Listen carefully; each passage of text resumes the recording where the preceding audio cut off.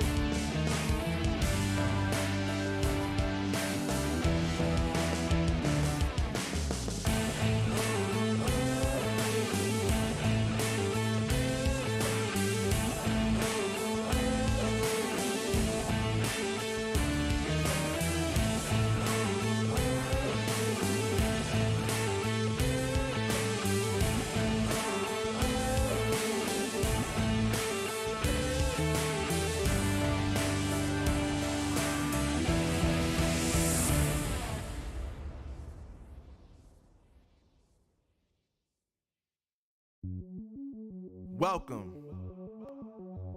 to the place where dreams come true, where everything you want can be yours, if and only if you're willing to work for them, you're willing to hurt for them, but most of all, you're willing to be first for them. Ha! Look, I'm going straight to the top. I don't know how I would stop, like it or not. I got some goals that I'm hitting. You hear what I'm spitting, it's hot. Look what I got, whole lot of passion and pain. The road to success is insane. Stay out my lane, cause I'm on a mission. I'm getting what stands in my way. Yeah, I'm a beast. I wouldn't play with me, baby. The way that I'm training is crazy, and I do it daily. You wanna talk about drive? I got more drive than Mercedes. I've never been lazy. I'm in the room, it's a red alert. You wanna compete? Well, get better first. I got 10 toes in the dirt, push through the hurt just to show them my worth. I'm the best. Yeah, I'm the best. I never stress. I know what's next. I'm who they test, like we playing chess. But I'm unimpressed, so now let me flex. Ha, yeah, I'ma work through the struggle and hurt, cause I know my worth, and I gotta be first. Ha, yeah, I gotta be first. Look, I don't want anyone's sympathy. I understand what it's meant for me. I give my focus and energy. If it's meant to be, then it's meant to be. But mentally, I'm undefeated. They hear that and say I'm conceited. Like there's no reason. Like I don't beat them and come back again just to teach them that when you work under pressure, you reach higher measures. They'll try and bring you down, but you cannot let them, and only get better and focus on cheddar. Eye on the prize and you'll become a legend. Like, when I'm in the room, it's a red alert. You wanna compete? Well, get better first. I got 10 toes in the dirt, push through the hurt just to show them my worth. I'm the best. Yeah, I'm the best. I never stress. I know what's next. I'm who they test, like we playing chess. But I'm unimpressed, so now let me flex. Ha, yeah, I'ma work through the struggle and hurt, cause I know my worth, and I gotta be first. Ha, yeah, I gotta be first. They don't know what's gotten into me, how'd I turn pain into energy. Through all the struggle and hurt, remember my worth, and that's why I gotta be first.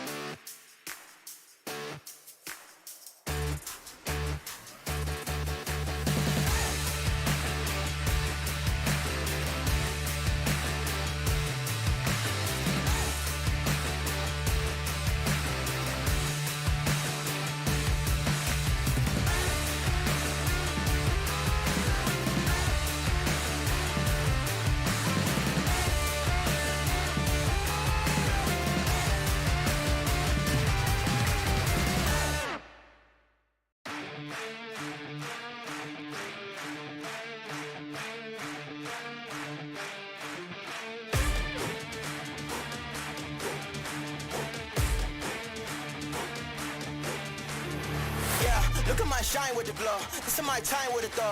This is my time to be way at the top. Me and my guys gon' pay out the block. I don't look like wall. Time's right, and I know they see us walking in the limelight. Promise you gon' wanna watch like a sci-fi. My guys are high risers, high tide. My crown if you come to my side. I pledge allegiance for lifetime. My squad connected like Wi-Fi. We grind and you see the highlights. This my life. It ain't a game now. Me and you, we ain't the same now. Lions coming out to play now. Opposition out the way now. Out of the way. You wasn't invited. Say you come to play. I dare you to try it. You don't wanna try me. Then step up to my team. Yeah, out of the way. Yeah, yeah. Out of the way. Yeah, yeah. Out of the way.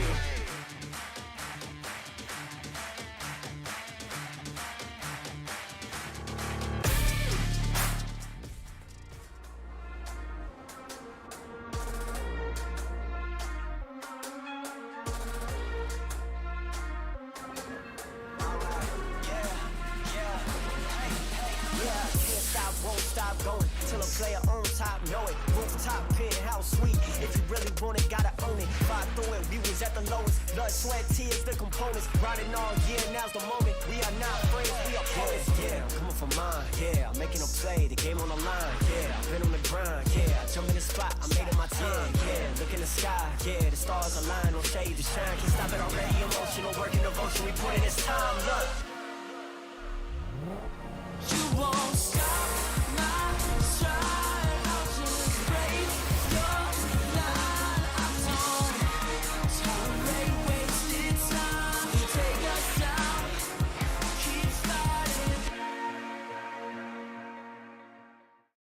The Snapdragon Pro Series is brought to you by Snapdragon Elite Gaming, Monster Energy, and Kachi Shop.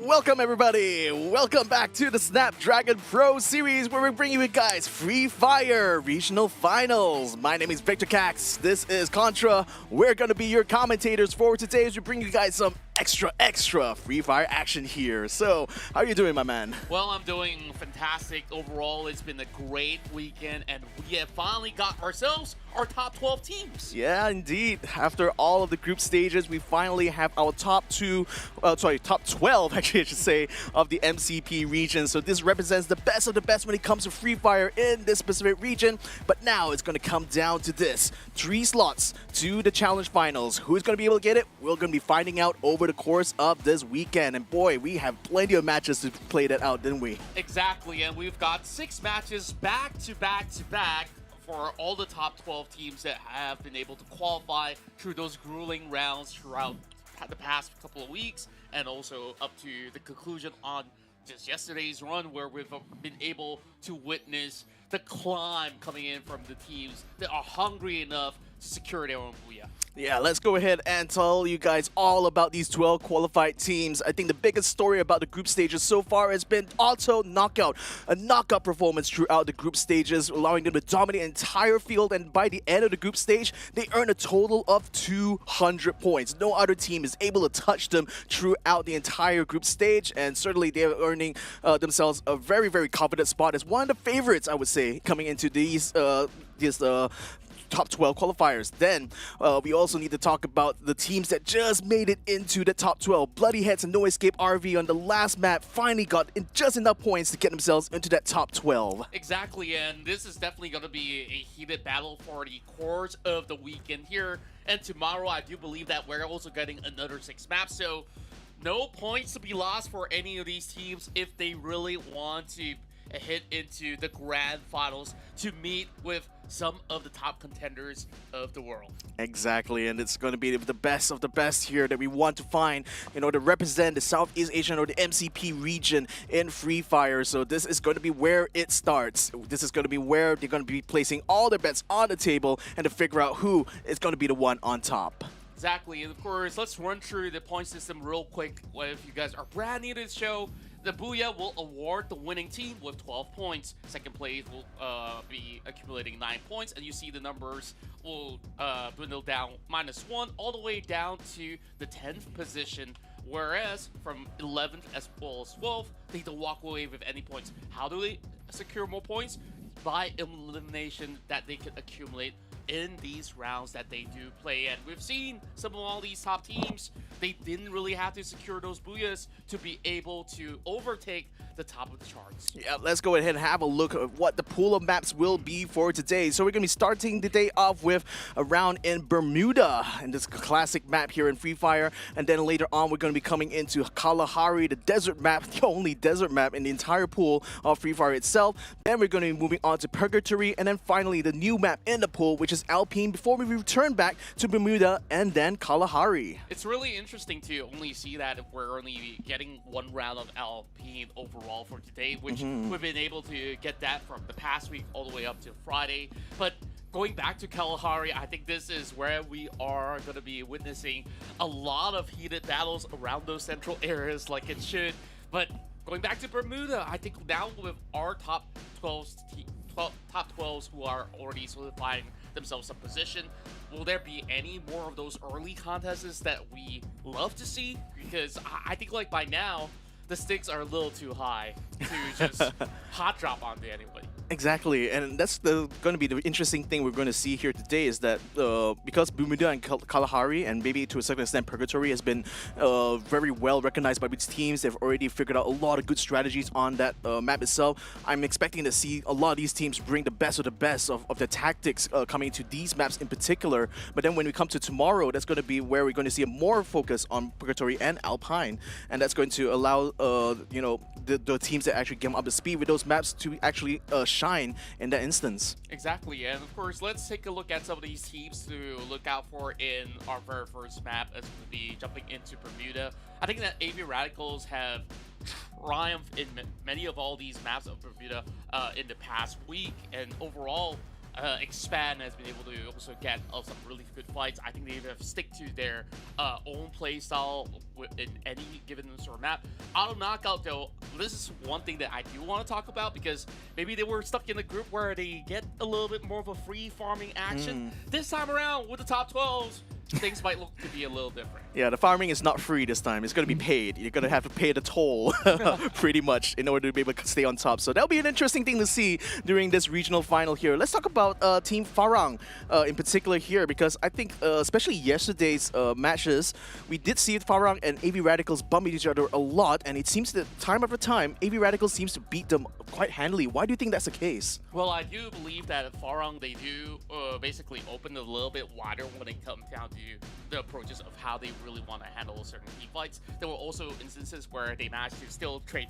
quite evenly with AV Radicals, but I feel like the battles between these two teams in the early game needs to halt at the very least for some of these maps out there. So let's hope to see something of a different variation as we proceed forward with our top 12 rounds that we do have over the weekend. Now, AV Radicals, though, like, they really do know how to close out games very well, but I guess, like, the troubles here depends on how they handle that early game situation and also through the mid game overall, where if they don't bump into Farang that much, maybe they will have a smoother cruise. I will wonder whether or not AV Radicals is going to continue the strategy of just basically going for kill points, because it kind of feels that is the case. Because you think about it, throughout the entire group stage, they've been in the final circle maybe quite a few times, but they only managed to net one booyah throughout the entire group stage. So what that tells me is that they will definitely focus more on kill points rather than placement points when it comes to the group stage itself. But I think when it comes to the regional finals, you have to also have a bit of a balance of both. You have to also aim for having good placement points on top of also getting good kills, and I think this is going to be a lot harder for most of these teams to kind of pull off this time around, because you're no longer going against like teams that are going to be of a lower skill level, a lower tier compared to you now. This time we're talking about top 12 in Southeast Asia, and throughout the group stage as well, everyone's kind of like had the opportunity to test their might against each other. So I think this time around, teams are definitely going to be way more prepared than they are when it came to the group stage. Exactly that, and they definitely have to prepare very well, because we got some great news in store for all you guys out there. And the Free Fire Snapdragon Pro Series will be coming to Jakarta in February 2023. So mark your calendars, and if you want to book those flight tickets, we'll see you guys there, hopefully. Yeah, book it earlier rather than later. Otherwise, the price is going to go up. But yeah, 4th to 5th February, don't miss it out. It's going to be on ground on Jakarta. You're going to be able to meet your favorite Free Fire teams and also to see them live in action. I mean, I can only imagine the kind of energy that the Jakarta crowd can bring because, the last few times I've been to esports events in Jakarta, the crowd is always crazy. Exactly, and I've seen pictures over on the internet where just all the fans out there have been so supportive. They love to basically cheer for every single team out there, other than, of course, their local team. Which they have been able to boast many times on international stages that they have been able to do so well. So I guess there's definitely a good track record and a very good reason why the Snapdragon Pro Series Grand Finals will be held right here. Yeah, exactly. We want to, bring the show right to some of the most passionate fans of Free Fire when it comes to Southeast Asia itself. So really good news here, for all of you folk in Indonesia, and also, for the region. It's not too far away. It's literally just a hop and a skip away to get to Jakarta, isn't it? Exactly. I mean, we still need what, a few hours of flight? I think it's not too bad. It's not too bad. Yeah, so we hope to be able to maybe secure ourselves a slot on the casting stats by then, just sending them to production out there. Anyways, jokes aside, of course, focusing on who deserves to be there, though.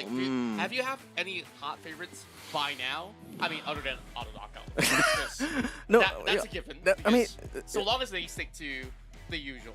So that's a very interesting question to ask, actually, because I'm also a bit not to say doubtful, but I'm kind of I want to see whether or not Auto Knockout will still maintain the same level of performance during this regional final compared to the group stage. Because again, like I said, like we mentioned during the group stage itself, the circumstances there definitely benefited Auto Knockout quite a bit, and we also conversely didn't really expect them to perform that well, inside their own group. So, but then I think aside from them, of course, you got to talk about teams like AV Radicals, Farang, as well Expand. They're the top 3 when it came to the MCP, and I'm expecting that having that reputation, having that level of experience should definitely put at least one or two of those teams in that top 3 in my mind. Exactly, and I'm looking at Expand whether or not can they be consistent enough. There are games where they did drop the ball a little bit early on, and there are also so many of all these fantastic performances where they walk away with 2 booyahs in a day. I think that itself speaks a lot of volumes. But you know what? You can also talk about what you think and cast your predictions down on Twitch chat right now, as of course we're about to kick off with our very first matchup. Yeah, exactly. So if you guys think another team actually stands a way better chance, or if you just literally just have your own favorite, just because for whatever reason, just go ahead, vote inside the Twitch chat, inside the Twitch poll, actually, I should say, and let us know what you think, rather who do you think is going to be the one that actually comes out on top. So now that we're going to be going to our first map, Bermuda, I mean, it's a tried and true and tested map, and I think for most of the teams, it's very, very familiar. So I don't know, do you sense that there's going to be a chance that we're going to see different kind of tactics or strategies in this map here that we've never seen before, or do you feel that literally everything is being explored about this map? I feel like there's a lot of things that have already been explored, and since this is the original map where most of these teams are so familiar with, I think the only difference that we are seeing is maybe a little bit more of the tempo of play coming in from some of these teams to adjust to the current top 12 teams, because they were stuck in the respective groups where, I need to look out for this team. I'm not going to rotate to this certain area. Now, plans may change, and that may be a lot of fights that they do not sign up for very early on, which they will have to fight against. And now with the top 12 teams, you know that nobody's going to give them any form of leeway or easy time at all. So with that being said, I believe we're ready to kickstart our very first match as we head right in to Bermuda. Here we go, ladies and gentlemen, the first round of the regional finals, top 12 teams, and already QR Blank picking up the first blood. Looks like they dropped right on top of where, I can't quite say who the other team is. Might be, yeah, this AB Radicals. Oh no, AB Radicals in trouble right now. 1-1 trying to get them run around, but unfortunately he's being chased by 2, and he gets knocked down as well. Oh, this looks like a bit of a bad start, but I think, judging by how AB Radicals usually play, they usually do split up, and we see the other half of AV actually engaged in battle with ITX. And this is not looking all too good for these ones. Just trying to basically buy a little bit more time here. But he's going to be inside of the time corner, but he will not be able to stand the wrath of Shook. Oh my god, like we were saying, you're not gonna be expecting these teams to just hold back. They're gonna just go all in on this, and my goodness, AB Radicals, I guess they must have thought that, you know, first round of the day, things can take it a little bit slow, just gather more information, but no, they came out of the gate fighting right now, as Ramel 1 does get a knockdown here onto Maka, takes him out as well, so at least they get some elimination points here, but then losing a couple of members early on. I mean, this is classic AB Radical storyline, isn't it? Just, you know, losing out in some of the early battles, but then recovering later on in the mid game. Exactly, and of course, all thanks to the clutch coming in from Armil Run on that 1-versus-1, or else all hopes might be lost here from the get-go. So AB Radicals, they have a second line to stand for, and a ZOP coming with a little bit more of the quick shots, just receiving quite a lot of damage coming from Blank, and that's going to be 3 eliminations back-to-back for QR. Wow, QR coming out the gates, slamming, literally. Now the next circle is coming up. Very standard circle here, just pretty much taking up the center of the map here. So it could pretty much up in the air right now about where exactly it's going to land. But looking at the map right now, we can see Revenge. They're taking the Sentosa side, NC all the way to the eastern side on Cape Town. QR just so successful over there in the observatory, and with the blue zone landing on top of them, that's going to be some extra good loot to go along with the 3 kill points they've already earned so far. ITX still stuck in this little battle with Tanamo, or rather Tanamo is just hiding and just praying for dear life that he doesn't get spotted. But looks like the rest of AB Radicals will be joining in with him right now, as he's already down on the ground, taken out completely. Now I want to see whether or not the rest of AB Radicals will be able to bring some good revenge here. Oh, they're just going to be cutting into the compound, but it won't be having enough time. Shook coming in with some really precise shots to be able to drop Armil out of this matchup. So thankfully, of course, he has been able to revive all of his teammates. Now only left with 2 more to run with. Things aren't looking all too great still, as they have been segregating themselves. Like, they've been looking around this Catalyst area, and they have been caught up with another fight coming from ITX, and I don't know, they're just basically giving away a lot of all these points and not really getting anything back. Yeah, that's the thing. I mean, I don't know, like maybe they might have been caught a bit off guard by like the tempo that these other teams are already starting with from the get-go here, but nevertheless, we'll see whether or not they'll be able to recover, because it tends to be the AV Radicals, you know, even with early game setbacks, are still able to get themselves back in the game. I mean, that's just kind of the value of experience, right? They know exactly what needs to be done in any given situation. Speaking of situations though, Bloodhounds up against No Escape RV, and it looks like Marcus just trying to find an angle here, while he also tries to wait and see where the rest of the RV members are. They're going to be going ahead with the engagement inside the warehouse itself. Diffusal now running around, while in the meantime the shield's already popped here.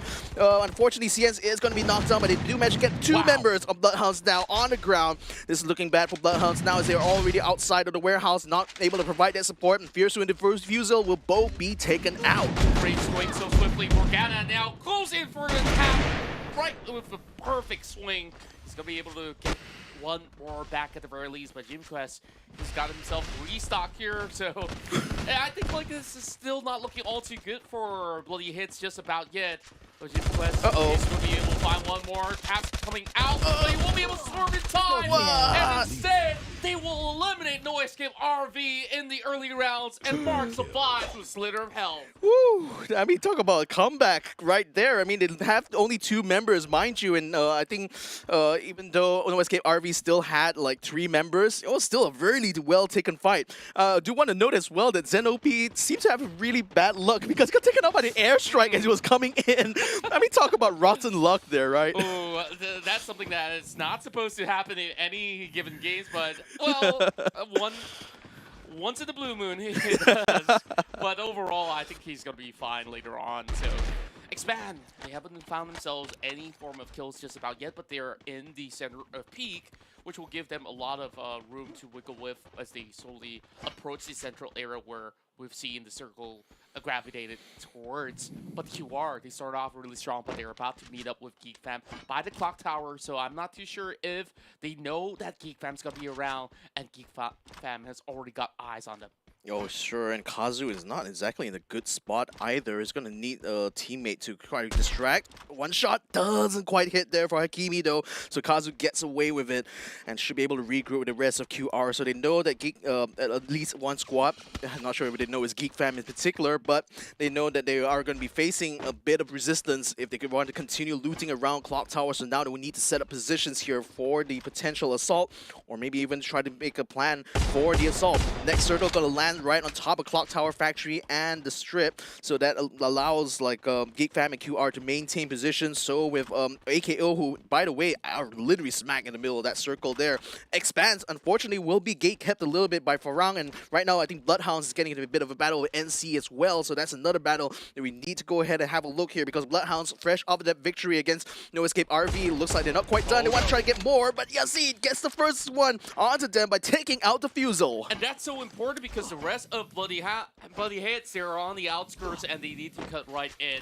And see, they're just basically gatekeeping them, so that forces the rest of Bloody Hits to move into a different area of play. Axel gets another great shot with his AWM, and that's going to be one member down from the side of Expand. But BH, they shouldn't have any sort of promotions now that they do have the vehicles on their side, so they should be able to rotate into a different sector all by itself. But they did have one member drop out of the vehicle, which they were hoping to basically get another wheels on the road.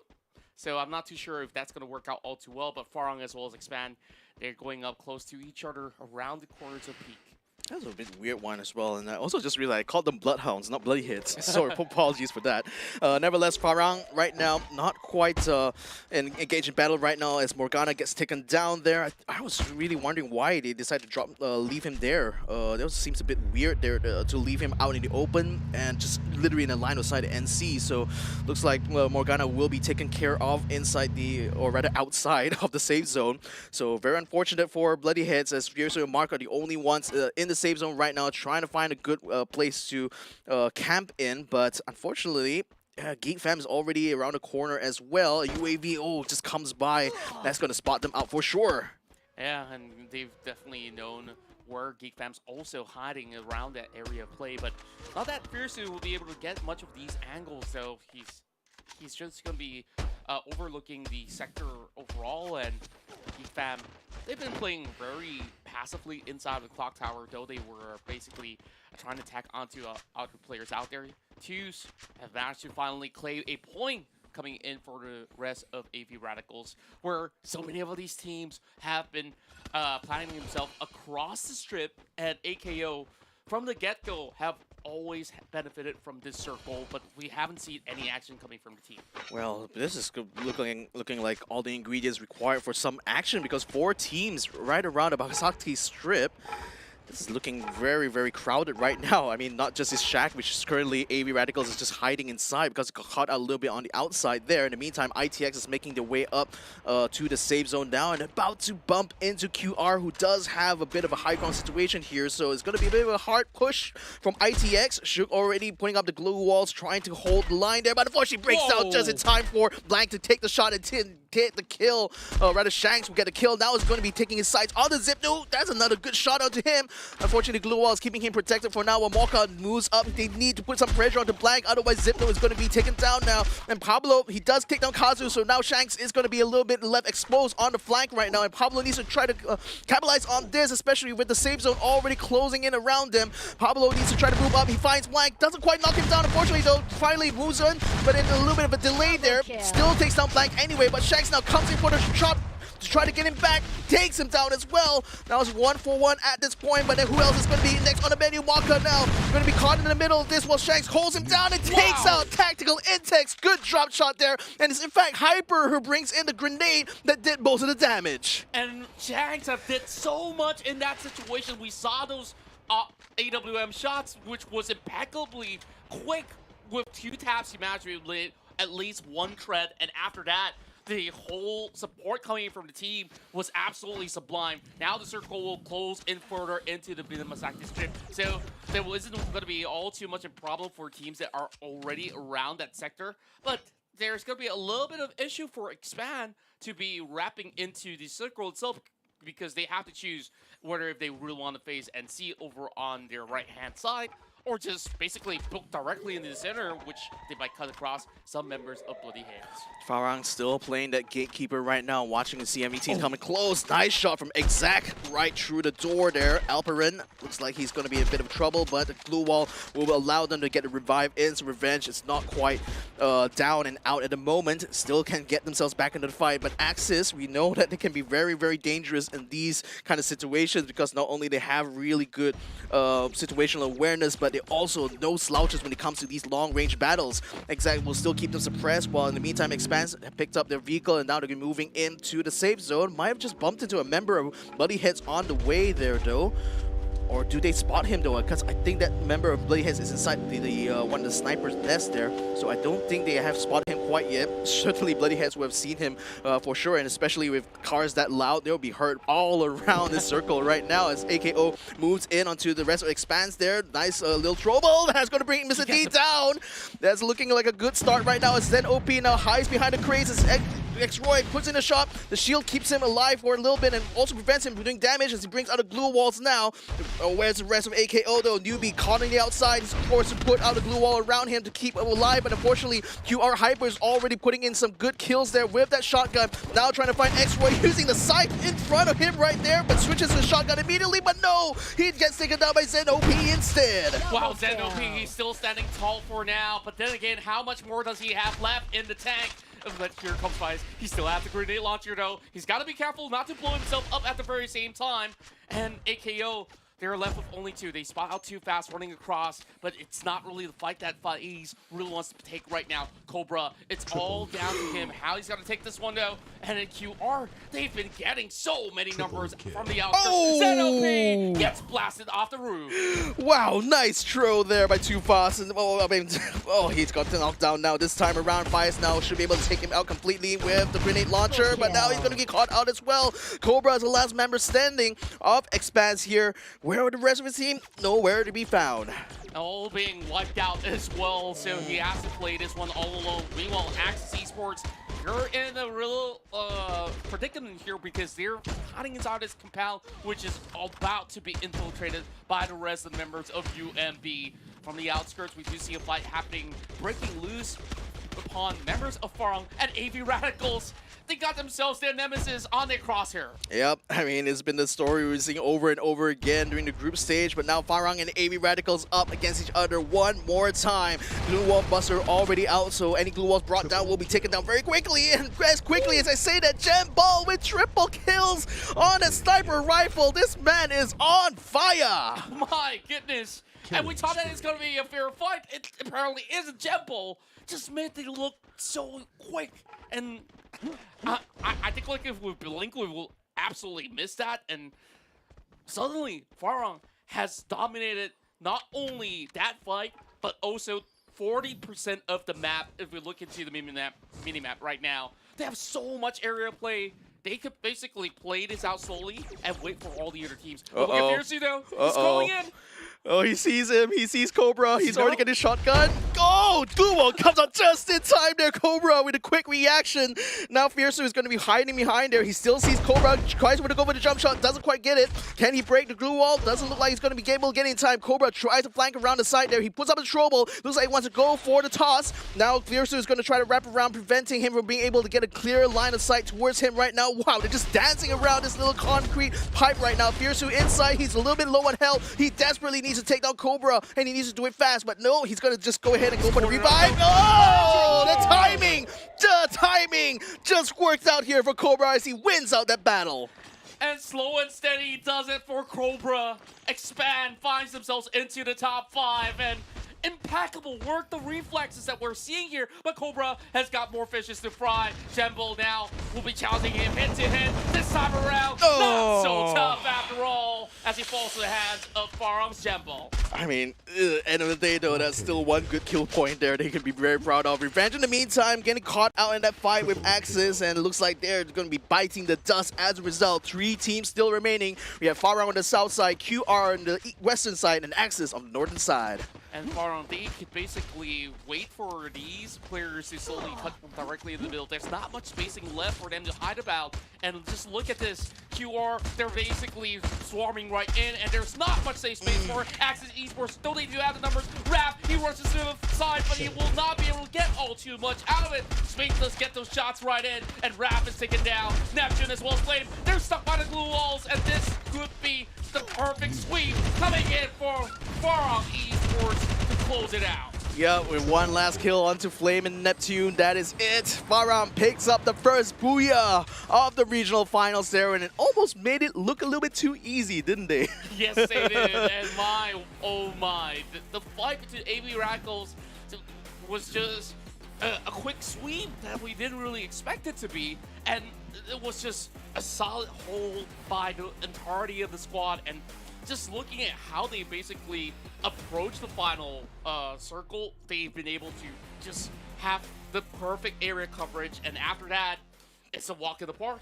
Sayang Malias is one of the members of Farong, but certainly celebrating this early victory here because that's going to put them in the lead for sure. I mean, again, Booyahs will give you 3 extra pace points compared to second place, so that means there is a significant lead there on top of the amount of kills the Magic get in that final circle battle. So I'm expecting to see them quite high on that leaderboard, but then again, you know, we did see a lot of aggression coming up from QR, a lot of aggression from ITX as well. AB Radicals was basically feeding them a lot of kill points as a result. So I don't know, we'll see when the points have been tabulated how things will stand, but I guess for now we kind of see that, you know, the tempo of these battles is going to be very, very fast. Like right off the bat, you have to be ready to start fighting. Exactly, and I just love how some of these teams have been able to sustain, especially for AV Radicals, where we did see them having majority of the members drop, and after that, it all boiled down to Carmel has managed to win this particular 1v1 to keep themselves alive, and that also secured them, at the very least, a top 5 finish. Yeah, again, you know, especially if you're already not able to get enough kill points, you know, then you go for those placement points anyway.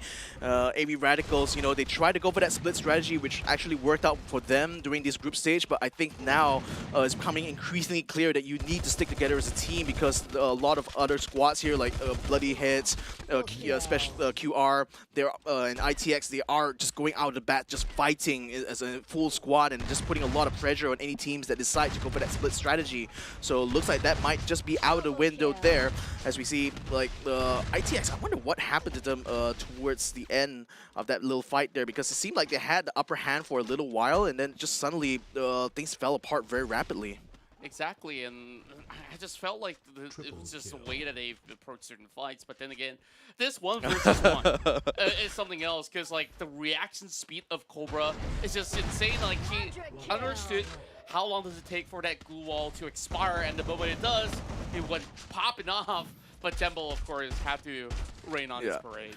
And Jembo, like literal MVP for Farang there, taking this high ground, allowed him to put so much suppressive fire on Axis, and allowed the rest of his squad to just roll in and take them out on the spot. And you know, like I said, it just made it look too easy, you know. But it's just you're literally taking advantage of the terrain here. And Farang is, you know, being a super experienced team, definitely knows how to do that. And indeed, that's going to give them the maximum amount of, right, not quite the maximum, but a lot of points. That's for sure. 25 in total here for Farang ahead of Quick Reactions is 19. That's certainly going to put them head and shoulders above everyone for quite a bit. Exactly, and also we may not have all the camera action on Quick Reactions all too much, but they've been able to basically secure some really solid number of kill points from the get-go all the way up to the finish line. Axis Esports have always been very consistent to make themselves into the final few zones, but Expando, I think like it's been quite impressive how they approach the fights from that lower ground, and somehow Bloody Heads have been able to commit 10.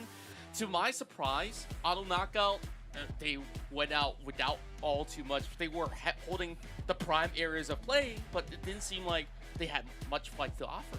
I think like, yeah, they have to kind of get a grips with this new sort of tempo that's coming in this regional final right now. So in whatever strategy they had during the group finals, group stage might have worked out well for them, but we'll see how that turns out. Farang with 12 headshots. I mean, the precision that Jembo has been able to do there is just insane, you know, when you really think about it, because when it comes to Free Fire, even though there's not really much, you know, recoil on the screen whenever you fire, you still get a lot of spread. So, you know, you had to be very controlled in how you take those shots, and the fact that Farang still mentioned that 12 headshots, so impressive. Indeed, and overall, such a great start for the team that's been able to fight so hard through the group stages, and finally they've been able to get themselves, you know, a great step in the very first game, and 5 more to go. We'll see what else do they really have to offer, especially now that we're moving into a completely different terrain for the next round. Kalahari, I feel like it is going to be any one of these games, because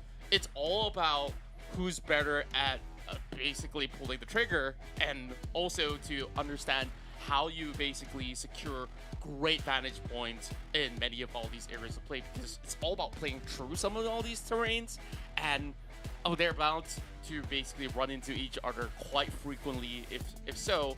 So I feel like this is where teams like Bloody Heads and also perhaps AKO might actually try better. Yeah, I mean, you have to take advantage of verticality and Kalahari, because like, especially on Refinery, there's a lot of locations where you have literal high ground that allows you to see the entire circle. So if you know all where these good spots are and you hold on to it, and you actually have like a good sniper, like Jembo for example, like he can basically use that to spot and also knock down from a distance. So if you have all those kind of ingredients, you can definitely perform very well on a map like Kalahari. Nevertheless, ladies and gentlemen, we'll be taking a short break, but when we're back, we're going to be running round number 2 on Kalahari here with our top 12 teams, but that will happen right after these messages. The Snapdragon Pro Series is brought to you by Snapdragon Elite Gaming, Monster Energy, and Kachi Shop. If it's holding you back, push it right to the side. Ain't got no time for no fear. I work too hard to get here. Ain't got no time for no fear. I work too hard to get here. I don't got the time, put me in, coach. I've been going hard, time to let it show. Everything raw, give it to me now. Let me have the spot, man, it's going down. Gotta get it here, I don't wanna wait. Take what I want, then I go train. Gotta get a win, I won't lose the game. This is my year, I ain't gonna break. Strap in, cause it's gonna be a long ride. Working on me every single day and night. There comes a time when your worlds will collide. If it's holding you back, push it right to the side. On another level, I will never settle. Mind over matter, get the gold medal. On another level, I will never settle. Mind over matter, get the gold medal. Ain't got no time for no fear. I work too hard to get here. Ain't got no time for no fear. I work too hard to get here. On another level, I will never settle, mind over matter, get the gold medal. On another level, I will never settle, mind over matter, get the gold medal. On another level, I will never settle, mind over matter, get the gold medal. On another level, I will never settle, mind over matter, get the gold medal.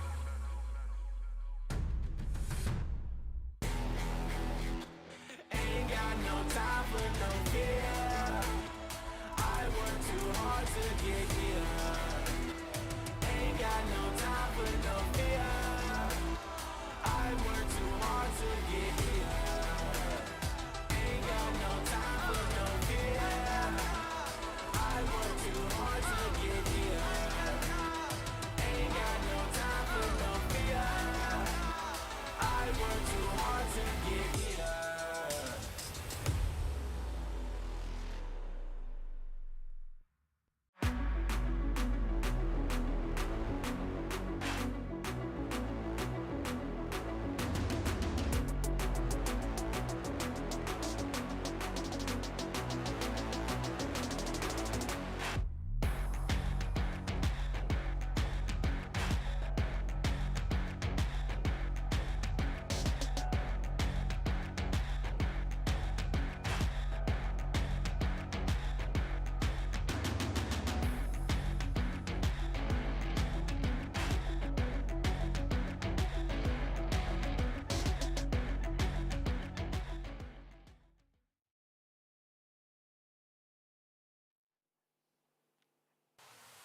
And welcome back once again to the Free Fire action that we have been having for the past few weekends up till now. And we are having our top teams contending here to see who makes it to Jakarta. And of course, with me is Victor Cax. My name is Contra, as we bring you more and more booyahs. Yep, more Booyah is going to be coming right up, ladies and gentlemen. There are literally 5 maps. So, what we've seen through the group stages is that, you know, a lot of teams have been trading Booyahs back and forth. So, you know, sometimes these kind of things do happen during these kind of matches. And expecting, because this is like literally top 12 of the region, that it's going to be a very competitive final circle for most of these maps. But I think it's going to be so competitive on this particular map, though, because Kalahari is another one of those maps where it's been in the pool for so long. Teams have already studied and learned so much of this map. They've explored a lot about what is important about this map, and what they find is that you need the grappling hooks, you need to consider verticality, and you need to be able to take good vantage points. Exactly that, and overall it really will test them to their limits overall on how technical they are. We've seen a lot of amazing highlights coming in from Cobra from that past round where he was dueling 1 versus 1. Can he do it again though in this particular matchup? Because it really requires a lot of team effort, and especially if that zone closes directly to the center, we're gonna have a really good time. Yeah, every time that final circle lands of Refinery, you know it's going to be good, because the fights are going to be so chaotic with the amount of verticality, and you're going to be seeing a lot of people just doing drop shots all around, you know, dropping in when you least expect it. So that's going to be a lot to kind of look forward to when it comes to this match in particular. But, you know, looking at like the last round just now of Bermuda, you think Farang right, I shouldn't say that really. When you think about it, really, are there some teams there that really you thought they could have done a little bit better there? I mean, in my opinion, I think AV Radicals really dropped the ball a little bit in the early game, didn't they? They did, and that also given a lot of points overall to teams like QR overall, and I think like they didn't manage to get all too much going on in that early game because they kept losing a lot of all these members. The good news is they still managed to make it into a top 5, but then again, you need a lot more of those kill volumes in order to make it work through the standings. So, ladies and gentlemen, let's go ahead and jump into the game right now. We're live on Kalahari here, the second round for today. Let's see, first blood already picked up by RV. Actually, RV, no escape, getting a really good jump onto Revenge here, catching out Era 7 on the outside, taking a lot of damage. There is Era 7. The CNs continues to chase him down. Takes a bit of fall damage as well, but no matter, he knows the Era is very much hurting at this point. Now he wants to go ahead and finish him off completely. Searches around, finds him, shoots him in the back. That's an easy kill there for CNs. And it doesn't seem like Era has any form of loot at all to defend himself, so that's quite unfortunate for them. Revenge just basically circling around this mammoth territory without anything much to offer. DCOS is the only one left. And he's just gonna drone out just to get a little bit more intel, but QR, they're about to basically lock horns with AKO very early on by the corners of Shrine, and it's all about who gets the early drops in those close quarters. Hyper getting up close and personal. He's got that shotgun in hand. But little does he know, Zen OP, he's very well prepared for this fight. Well, an MP40 does have quite a decent rate of fire and damage, but I think still shotguns will still win out in these close quarter fights. So Zen, he's a specialist when it comes to long range battles though, so I don't think he'll be it'd be wise for him to try to push this any further if he doesn't have an advantage right off the bat. He does spot Hyper moving out though, and he's going a long distance. That's a perfect opportunity for Zen to get some shots in, but with only a scoped AR, that's not going to be able to give enough damage one shot there. So Zen OP, having already given up on that, will be peeling off of this fight here as QR brings back Kazu into the fight. Yeah, and QR, they're just basically giving very little room for AKO to wiggle if Zen OP still lurks around by the corner of the broken walls, but how much more can he basically do from here? He's basically waiting for a little bit more backup, and take a look at that. On the far corner of the map, there is also members of AV Radicals also coming with a big wraparound, and Zen OP spotted out from the high hills. He's gonna pick him up instead, and quick reactions. They will be able to say, thank you very much, AV Radicals. You made the job look a little too easy for us. So that's all 4 pointers secured by QR. I don't know about that really from Ramel, because like honestly, I would just have held the trigger finger a little bit, see how that turns out there, and maybe take advantage of that onto QR instead of like onto Zen OP there, because Zen is alone, so chances are that QR will very easily finish him off there, even if you had like a really good sniper rifle, which I don't think Ramel had one at that instance there. If you're not going to be able to get that one-shot kill, I think it's not quite worth it to just give another team essentially the elimination point. Exactly that, and overall, sure enough, you have enough damage coming from the ARs, but coming from that distance, it will take a little while for you to be able to land every single shot as compared to those who are already inside of the vicinity. But we're about to see NC chasing up against the final member of Revenge.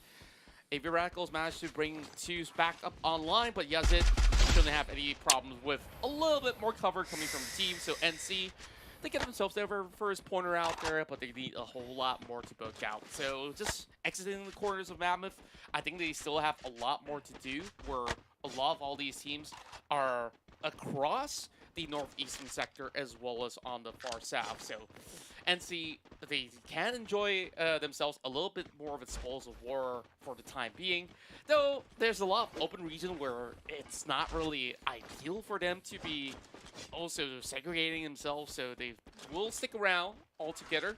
AKO as well as Axis Esports, they're also not too far apart from one another. Yeah, not too far apart, but I think they're more focused on looting right now, though. Doesn't seem like they're going to be encountering each other very, very soon, and neither team are really looking to get any revives yet. So even though AKO seems to be holding this well, okay, they're using it to bring Zen OP back along with one other member of AKO, so they're back up to full strength. In the meantime, I think there's going to be a battle now between No Escape RV and ITX. They're already set up inside the compound now. FaZe tries to get a little bit of an opening through the door, doesn't quite make it though, as the frost grenade is preventing him from being able to stay there too long. Now that the grenade is already cleared up, they're going to try to maneuver around the other side while Sien's still hold by the door, but it looks like that Sia gets caught on the outside by Zipno, who taken on top of the rooftop here, getting a good angle here, while the rest of his squad breaks into the compound now, but the glue wall's making it a bit hard for them to actually fight inside these close quarters. Now Mocha comes in front there, he does have a good shotgun, does get the kill there. Woohoo, the Max 7 getting a double there as well, but Jim Quest with a double kill using the grenade launch. Grenade actually takes out Tactical Intex instead. FaZe, he clutches his off with so little health left, but over on the top corner of the bridges, we're about to see a big battle happening, erupting from the side of Bloody Hits as well as NC. But that fight though, how did ITX botch it? It looks like a perfect defense, but you know, one Royal Grenade will basically flush them off, and that's the thing about playing in very, very tight corners, and of course, that is to their own doing, but NC, they're already losing Ryu, coming with a long-range tap coming from afar, and the Fizzle's about to, well, make a move on him, but he fall into the deeper end of. Yeah. One thing I just thought about is like, what the heck is a submarine doing out here in the desert? Yeah, like how did it park the submarine perfectly in the middle of what you want to call? It doesn't look like a refinery to me, but yeah, like it has been. Was this like a sea back in the past? Like I mean, 20 million years ago? any lore masters when it comes to Free Fire, please let us know inside the comments because I'd love to know what's the story behind that submarine though. It is a very cool little piece though, I have to admit. Meantime, NC in the middle of that danger zone, so is Bloody Heads as well. What are they trying to prove here? There's not much cover in that area at all, so they're just literally taking a huge risk by just putting themselves inside that area. But Astas, as we mentioned, find a bunker, so at least he's not that in danger, so is Nafiz. But they pretty much have to hunker in until that danger zone pretty much clears out. The good news for them, though, is that the circle does land on top of them.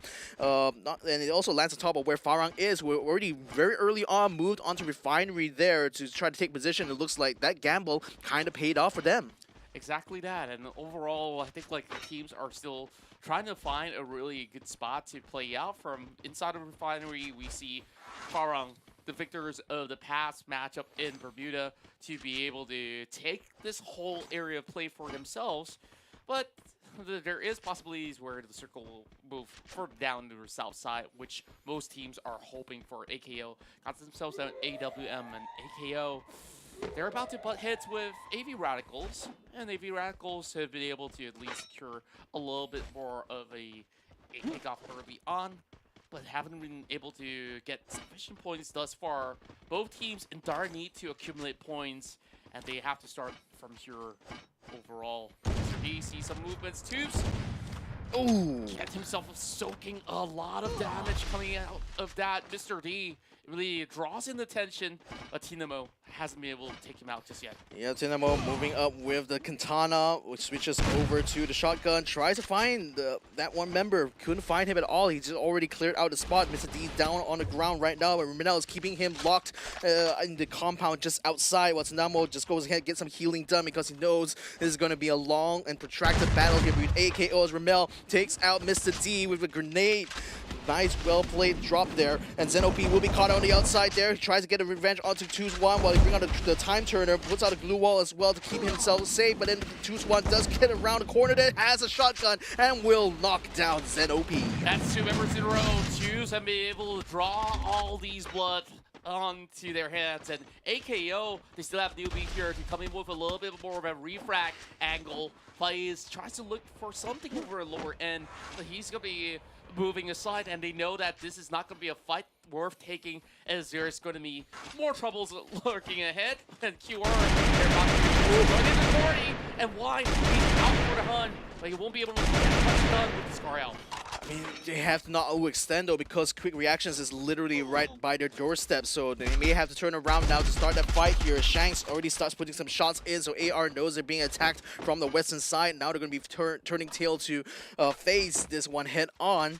There's a revive point around the northern side, and I think that's so unfortunate for AKO that they were forced to run eastwards, because that means they had to go the long way around to find another revive point or maybe a buy station to bring back their teammates. But right now, QR and AV locked in battle here on the northern side. Look at Newbie and Fies going so far away there just to try to find some extra loot. Already, okay, Newbie finds a buy station there, and Fies is going for the second buy station to hopefully bring back the remaining two members of AKO.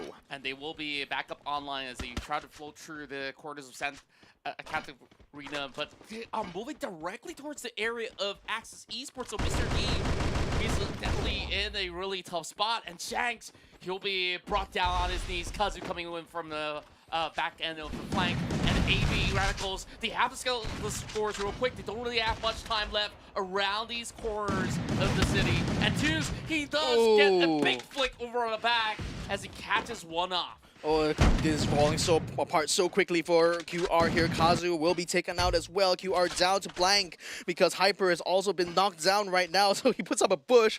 Not going to be a good hiding spot there for a bush inside the house. He's going to find a place outside there. But nevertheless, QR very much in trouble as blank is caught out outside by Wine1 on the top. He does put a glue wall in time, but that's pretty much locked him down a little bit as Wine1 continues to try to bring some damage. Now he knows that he has blank on the run. Goes for the chase. Tries to knock him down, but then still the glue walls are keeping blank Blank alive for a little bit. Now they're going to be playing Ring Around Rosie, this little tree, but Blank puts his back against Tooth1, and Tooth1 will be one to knock him down. Such a big win coming in from AV Radicals. Now they managed to accumulate 7 pointers out of all these fights that they've been taking, winning out some of all these players coming from AKO, and now took out the entirety of Quick Reactions that had such a stellar game in the past round. Play hits as well. Now they managed to achieve 2 points, and they're just by the corners of command post. A perfect scenario for them, but there's a lot of open areas which they really have to look out for themselves. And the Axis, they're already getting tagged. The rest of AKO starts to close in, but they don't really have much resources of their own, so Exact wants to fight right back. Yeah, the thing is that he doesn't have blue walls in this kit either, so AKO, they're just finding in a bit of a disadvantage. Faiz does get a good drop onto Exact though, while Newbie is just holding off them with that blue wall, but Flame 7 still breaks through anyway with a shot. Look at the 3 blue walls there.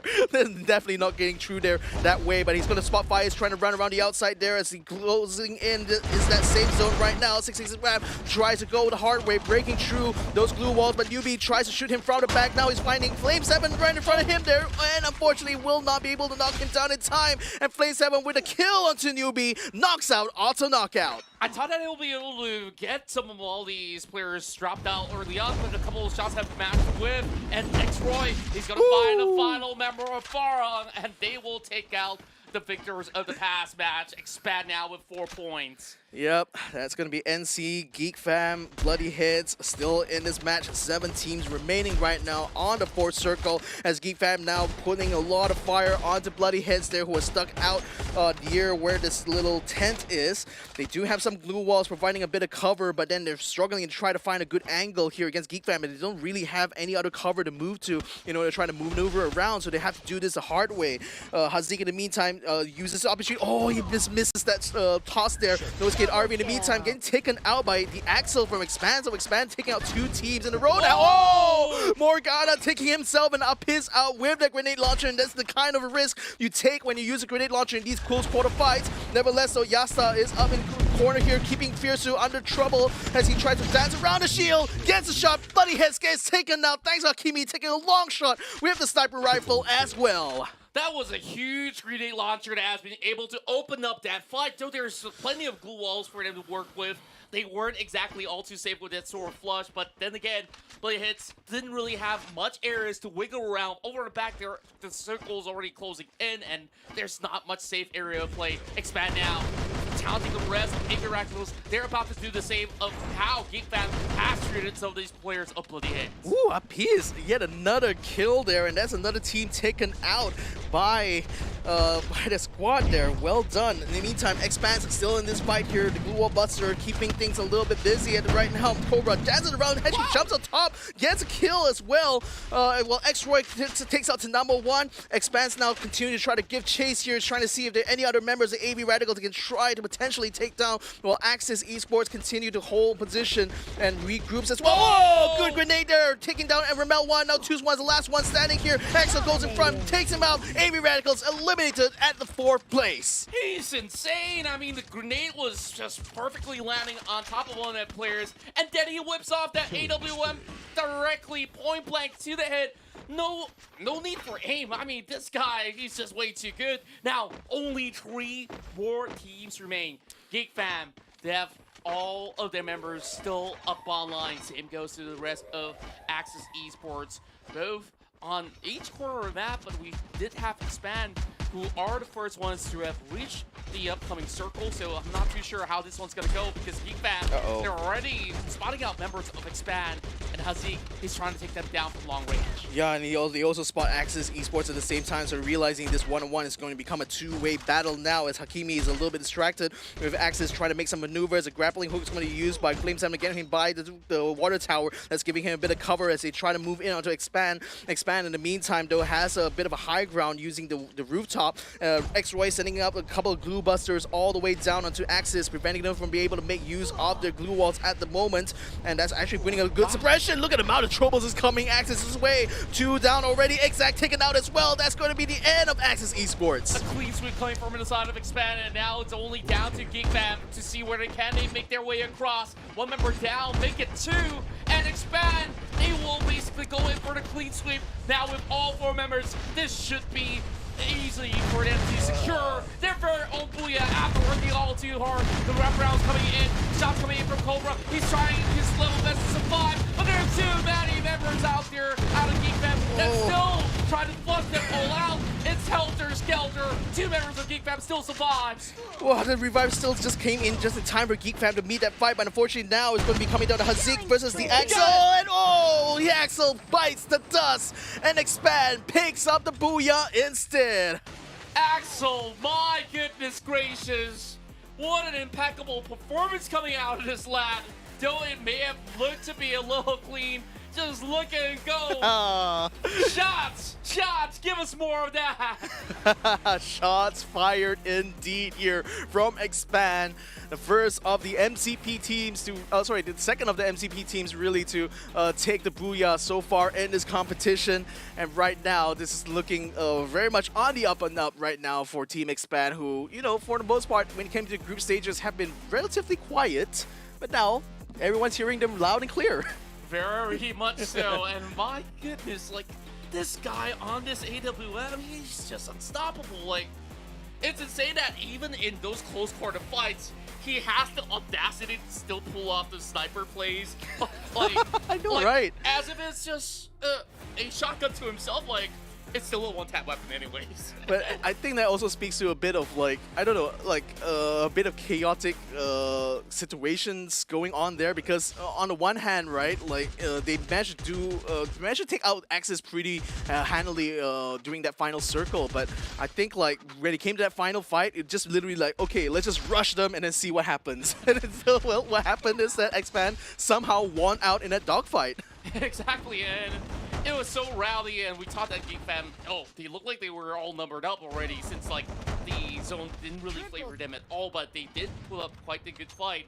AKO though, like this few scuffles that they had didn't really work all too much as they planned, as they started to lose a lot more members to the side of AV Radicals, but AV Radicals, though they were also being swarmed from the back by the rest of QR, they quickly recuperate and also found themselves 7 points by the end of those 2 maps. Yeah, I mean, I will see how it ends up here for AKO, because I get the sense that they're definitely not having a good as a start that they expected coming to this one here.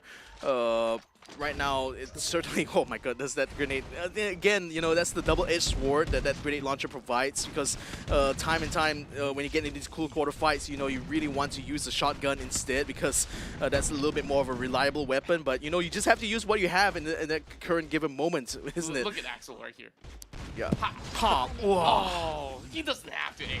Yeah, it's no scope whatsoever. Like, literally, it's just shot by instinct, pretty much. And then this was a dog fight that pretty much made up that last fight there. And boy, I think it was literally anyone's fight here between Expands and Geek Fam here. But it seems a bit unfortunate that Geek Fam wasn't able to put an end to it, because, you know, the fact that we're able to get a revive just in time as Expands was already moving in onto them, you know, was already, it literally looked like they could have potentially made a comeback there, especially given how messy that fight was for Expand. But nevertheless, though, there's still 9 placement points, and that's still enough to keep Geek Fam in second place in the round 2 standings. All thanks to the one-tap king, they managed to accumulate a total of 28 points. Geek Fam, I think like they've been having such a bad run inside of Kalahari and AV Radicals, despite some of all the scrutiny that we've been giving them for most part. They've been able to also bounce back up with 16 of their own. And RV, I think like this is also to our surprise that some of these fights they've handled very well, and they managed to accumulate a total of 7, which brought it back to 11 points, though they didn't really have the placements to begin with. Yeah, and I'm also surprised that NC only managed to net 1 kill. I actually honestly thought they got a little bit more than that, because they did have a few encounters, but I guess like they just really weren't able to convert that into actual points for themselves. Now, while Expand, you know, had the bulk of the kills, really they did that by just mostly doing body shots. It looks like, because only 5 headshots, but yet they still managed to make over 8,000 damage. Exactly that, and I think like there's just so much that we can look forward to this team, where you saw the quick reactions coming from Cobra, and then like the crazy loadouts coming here from Axel. Like, other than the AWM, I saw him holding the double revolvers as well into that final fight. Like, who does that? Nobody. Like- Nobody does that. Like, who even uses double revolvers? I mean, this is what I mean. Maybe he's just flexing a little bit. It's like saying that I can still be effective using this really weird weapon. But then again, maybe even the damage, the single shot damage, maybe might be the consideration that they're using here. Why they're using that instead? Because you tend to notice that even weapons with high rate of fire doesn't really work that well when it comes to close quarter battles. Nevertheless, though, let's go ahead and hear from Expand themselves as they share their. Sebab korang nak pergi Jakarta. Oh, dah Thailand nak pergi Jakarta pula. Itu yang memberikan semangat lah. So rasanya semua tim pun rasanya macam orang juga semangat soalnya nak pergi Jakarta, betul tak? Okey, soalan saya seterusnya. Sebentar tadi kita nampak bagaimana pasukan Farang diranapkan ketika mereka turun daripada refinery. Terus sahaja pasukan Expand dapat tangkap mereka. Adakah sebab korang dah tahu yang pasukan Farang akan turun daripada kawasan tersebut ataupun secara tak sengaja korang nampak? Diorang dah dapat informasi yang diorang kat bawah rumah menara tu. Lepas tu kita orang bagi damage dulu, dapat knock baru ke rush. Baik, jadi soalan yang terakhir pada saya.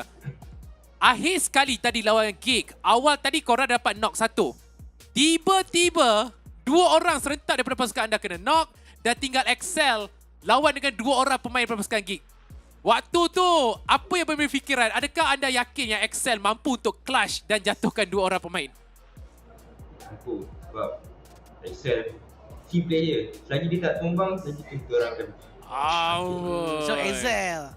Alright. So betul-betul kita nampak tu sebenarnya. Jadi mungkin yang terakhir pada kami, ada apa-apa yang mungkin Tufaz ingin katakan kepada semua penonton kerana kita masih lagi ada banyak map.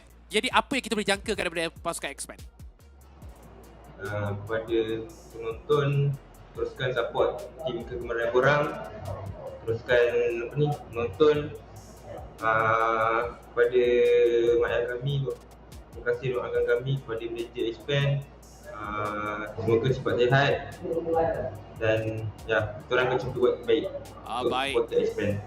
Okey, semoga cepat sembuh juga untuk manager Expand dan terima kasih saya ucapkan kepada Tufaz, semoga terus berjaya di perlawanan ini.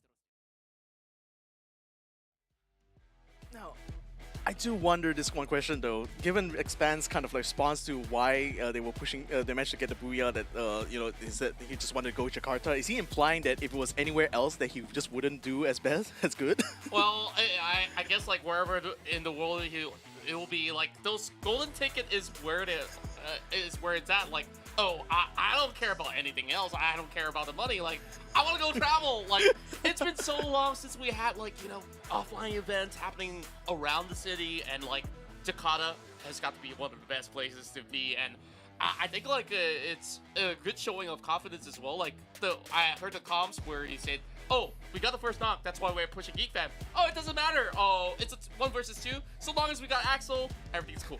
It just reminds me of like a player, like if you know the world of snooker, players like Ronnie O'Sullivan will sometimes underplay their skill a little bit because when they realize the prize pot isn't that big, they'll be like, why even bother playing that hard, right?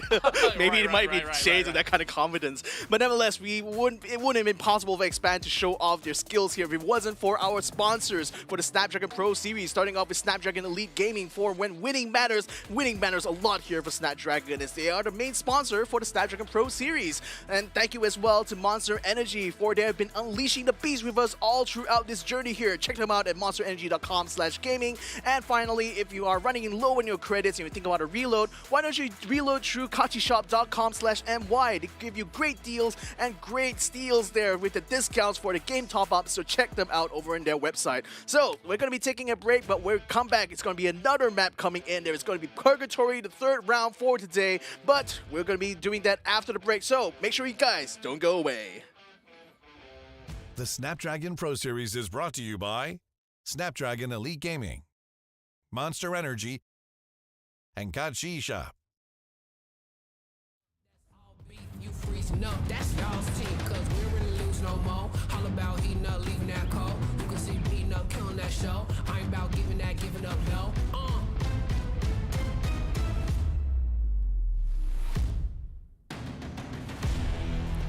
Nah, cause they don't want it with me.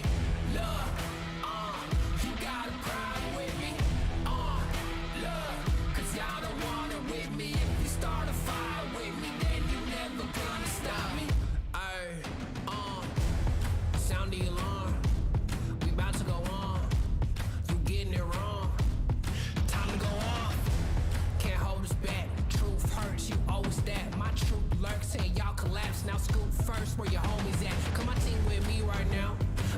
so mean right now. But what you mean, y'all out? It's time to weed y'all out. Okay, we coming back with a vengeance. Time to go start your engines. What is this thing y'all mention? Time for y'all stop pretending,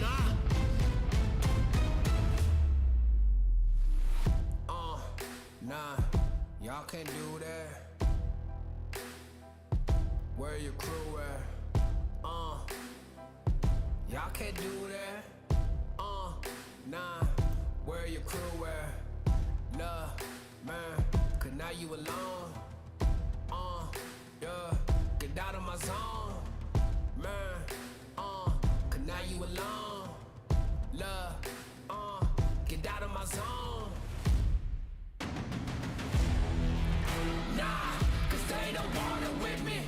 Love, you got a problem with me. Love, cause y'all don't want it with me. If you start a fire with me, then you're never gonna stop me. Nah, cause they don't want it with me. Love, you got a problem with me. Love, cause y'all don't want it with me. If you start a fire with me, then you're never gonna stop me.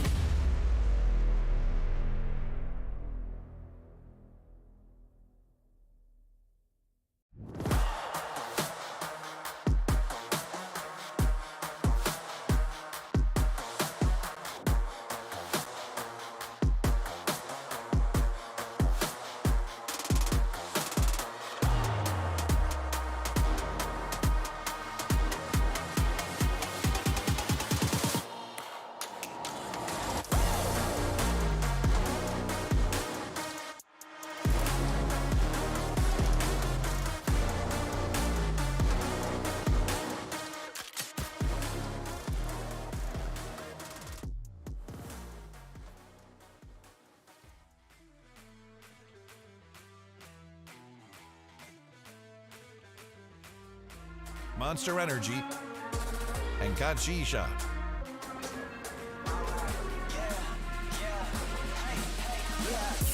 Won't stop going till a player on top know it. Rooftop penthouse suite. If you really want it, gotta own it. Fly through it, we was at the lowest. Blood, sweat, tears, the components. Riding all year, now's the moment. We are not afraid, we are opponents. Yeah, I'm coming for mine. Yeah, I'm making a play, the game on the line. Yeah, I've been on the grind. Yeah, I jump in the spot, I made it my time. Yeah, look in the sky. Yeah, the stars align, no shade to shine. Can't stop it already, emotional, working devotion. We put in this time, look.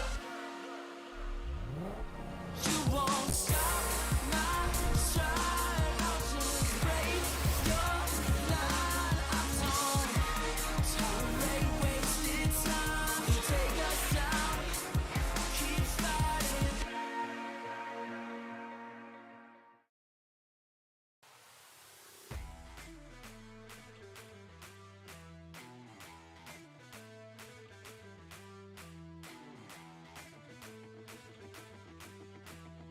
Contra. We're here to bring you guys the third round for today. So we're already done with Bermuda, we've done with Kalahari, now we're going to Purgatory. And it sounds so bad when I say it like that, but Purgatory literally is the name of the map, so what can you do, right? Exactly, and it's always going to be a little bit of a helter-skelter, especially around Boathouse as well as Ski Lodge. For the past couple of times that these teams have played out, have AB Radicals and Farm Settlers scored just yet? We'll have to see. And Bleedheads, they usually do get a little bit more of that action going on in that early game. For the past two rounds, Bleedheads didn't manage to basically accumulate as much. Same could be said about AKO, where we have seen the Jakarta buff favoring a lot of all these teams out there, and it's been relatively exciting to witness expand as well as Farm to be able to close out the games the way that they did. So I'm assuming that in this matchup in particular, we'll probably get a new winner for that. Yeah, I mean, we've been seeing a lot of chaos, you know, in that last Kalahari map there, so I'm not expecting the same kind of thing will happen, but something I think has to be said about the aggression that we're seeing from these teams from the get-go here, because, you know, teams like AB Radicals and Revenge kind of like lost out in the early game, and I wonder, is that because they kind of dropped in like separate areas, you know, going for that split strategy that worked out well for them in the group stage. Unfortunately, we didn't quite get to see during the, how that drop really worked out there for AB Radicals. So just maybe, you know, they're just really not expecting teams to be that aggressive early on in this regional final. Exactly that, and I think like there's also a little bit more for them to adapt to overall. But now going back to Purgatory as well as later on Alpine, they might actually feel a little bit more comfortable because they've been able to play this map since yesterday. So we're about to basically jump right in with this flight coming in from the North Point, cutting through Fire Brigade as well as Lumber Mill over on the southern side. And looks like we're already getting ourselves a little bit more contest.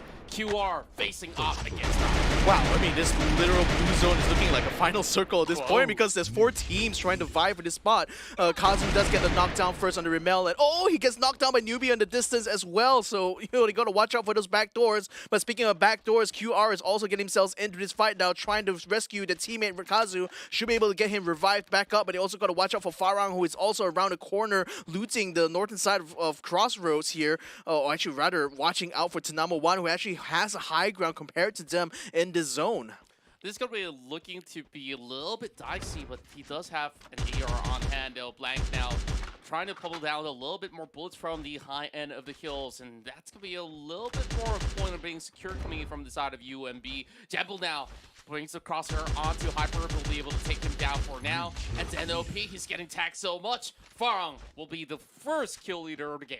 Yep, and ZOP shouldn't be too long for this. Well, if Blank can just only land his shots using the AR, does have plenty of spread, especially if you hold down the trigger. So you need to kind of tap if you actually want to be able to land a shot. But nevertheless, he has him on the chase right now. Zen OP is very much hurting, and I don't think he even has any health packs available for him. So that's why he's kind of hunkered down in the moment. But Blank now just scanning around the side, making sure he can spot him out. Kazu also coming around the side as well. So it's going to be a 2-4-1 there, and Zen OP will get knocked down. Will be taken out, and QR takes the kill. There's not many space for him to basically hide out from, and QR, they start off so strong yet again in these early games, and I'm starting to see that quick reactions are showing that true strength here in the top 12.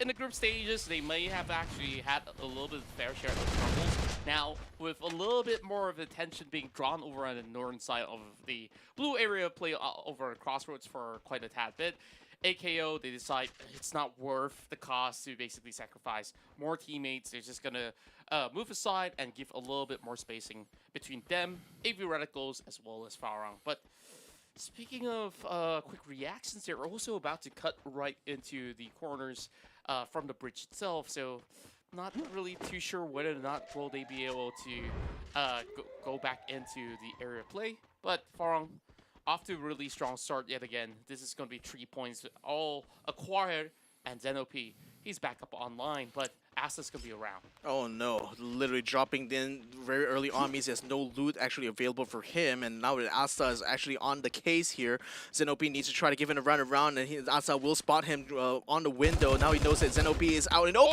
but Zenop is a little bit quicker on that trigger finger. He has a G3, and that certainly brings you a lot more single shot damage there compared to any other AR, so it was an easy one there for Zenop, though the fact is that he was definitely living on the razor's edge there in that battle, but nevertheless picks up a health pack, will be able to bring himself back up to speed. But they're so separated though. AKO, they're all spread apart. Alperin from the side of Revenge, they heard a little bit of shots coming into these corners, and NC, they're just being challenged from all corners of the map. AV Radicals will find one, and there's more coming in from Revenge. Dino holds his own out of all these scuffles, and NC, though they did get those 3 corners, they're losing way too much more than they can basically chew. Wow, I mean, these teams are just basically taking eliminations off each other one after another, but not really fully wiping out the squad. So that's certainly a lot of kill points they're farming in this early stage of the game, and I wonder who's actually coming out on top of all these battles. I mean, NC has 3 eliminations, so does Revenge as well. I mean, NC right now is going to be relying on Dino to try to find a revive point, but already you can see AKO making a beeline for that zone at the same time, so Dino may have to find another spot or maybe just try to risk this 1v2. I don't know. With that kind of odds, I don't think I want to take those odds either. Yeah, I think he sees him, but he's definitely not going to be able to pull triggers or anything at all. So, AKO, they should be able to get a newbie back up in a jiffy. So, this is where I guess it's even more troublesome for Dino because the next checkpoint, it's going to be so far away. Like, you got to travel to another city by foot. That's, of course, in reality, maybe not too possible, to go from one hospital to another in KL. But Dino, I think like it gets a little bit more of a safe haven across the corners of Boathouse, since a lot of all these teams have already vacated this area. So Axis, they're just taking their sweet time, but they're about to be visited by the rest of Bloody Hits that's coming in from the top end of the hill. So it's a 2-2 split going on for Axis, where they're basically not looking forward to any form of a fight, but with a little bit more of an intel received, they might basically reconvene and commit to this battle against Bloody Hits. Yeah, the thing about Purgatory as a map is that there's a lot more open space in between, and there's a much more bigger map actually compared to the other maps we have in Free Fire. So naturally, there's a lot more space for maneuverability. So definitely, you expect that mid game will kind of slow down a lot at this stage, because the teams will be more focused on just trying to survive really than actually trying to take fights here, because to do that you really either have to find yourself in a really good position, or just happen to have a bit of luck. But at the moment now, no teams seem to be having any encounters right now, so it's going to be perfect time now for them to just take stock, take a step back a little bit and see what they have on hand and see what else you need to try to get collected before you get to that final circle. Dino, in the meantime, a little bit close by to where Zen OP is, though Zen is going to be taking a zip line across the lake over there, so no chance for an encounter in that instance, or maybe not, because Mr. D has just been spotted by 666 Raph. Now is he caught inside the trailer park, and 666 Raph now puts up a glue wall, puts up a second one there. Mr. D puts one as well to prevent any shots coming in through the window, but Raph is going to be right up against him. Another trouble comes in through the other side of the window, forcing Mr. D in a bit of a corner now. He's going to try to fight it out, but unfortunately a 2v1, no way you're going to be able to survive that. Not at all. Like, there's also so little room for him to run around, and these windows are not even helping him out. The troubles definitely came into great play, but look at the circle though. It's around that river where it's looking to be very dicey for the teams out there. Danger zone being set upon the rest of the members of Tactical Intex, but AKO, though they have been playing on separate territories overall, I don't think that they'll be able to hold this area all by themselves. So Zen OP, he's basically dealing with the rest of the hits all solo, while Geek Fam, they started to lose more members in his close quarters, and all these members of RV, they're just basically crashing right in. And Xia, he tries to hold on. Can he do it though? Yeah, he's trying very much, glancing around, but the shield is going to go ahead and expire now.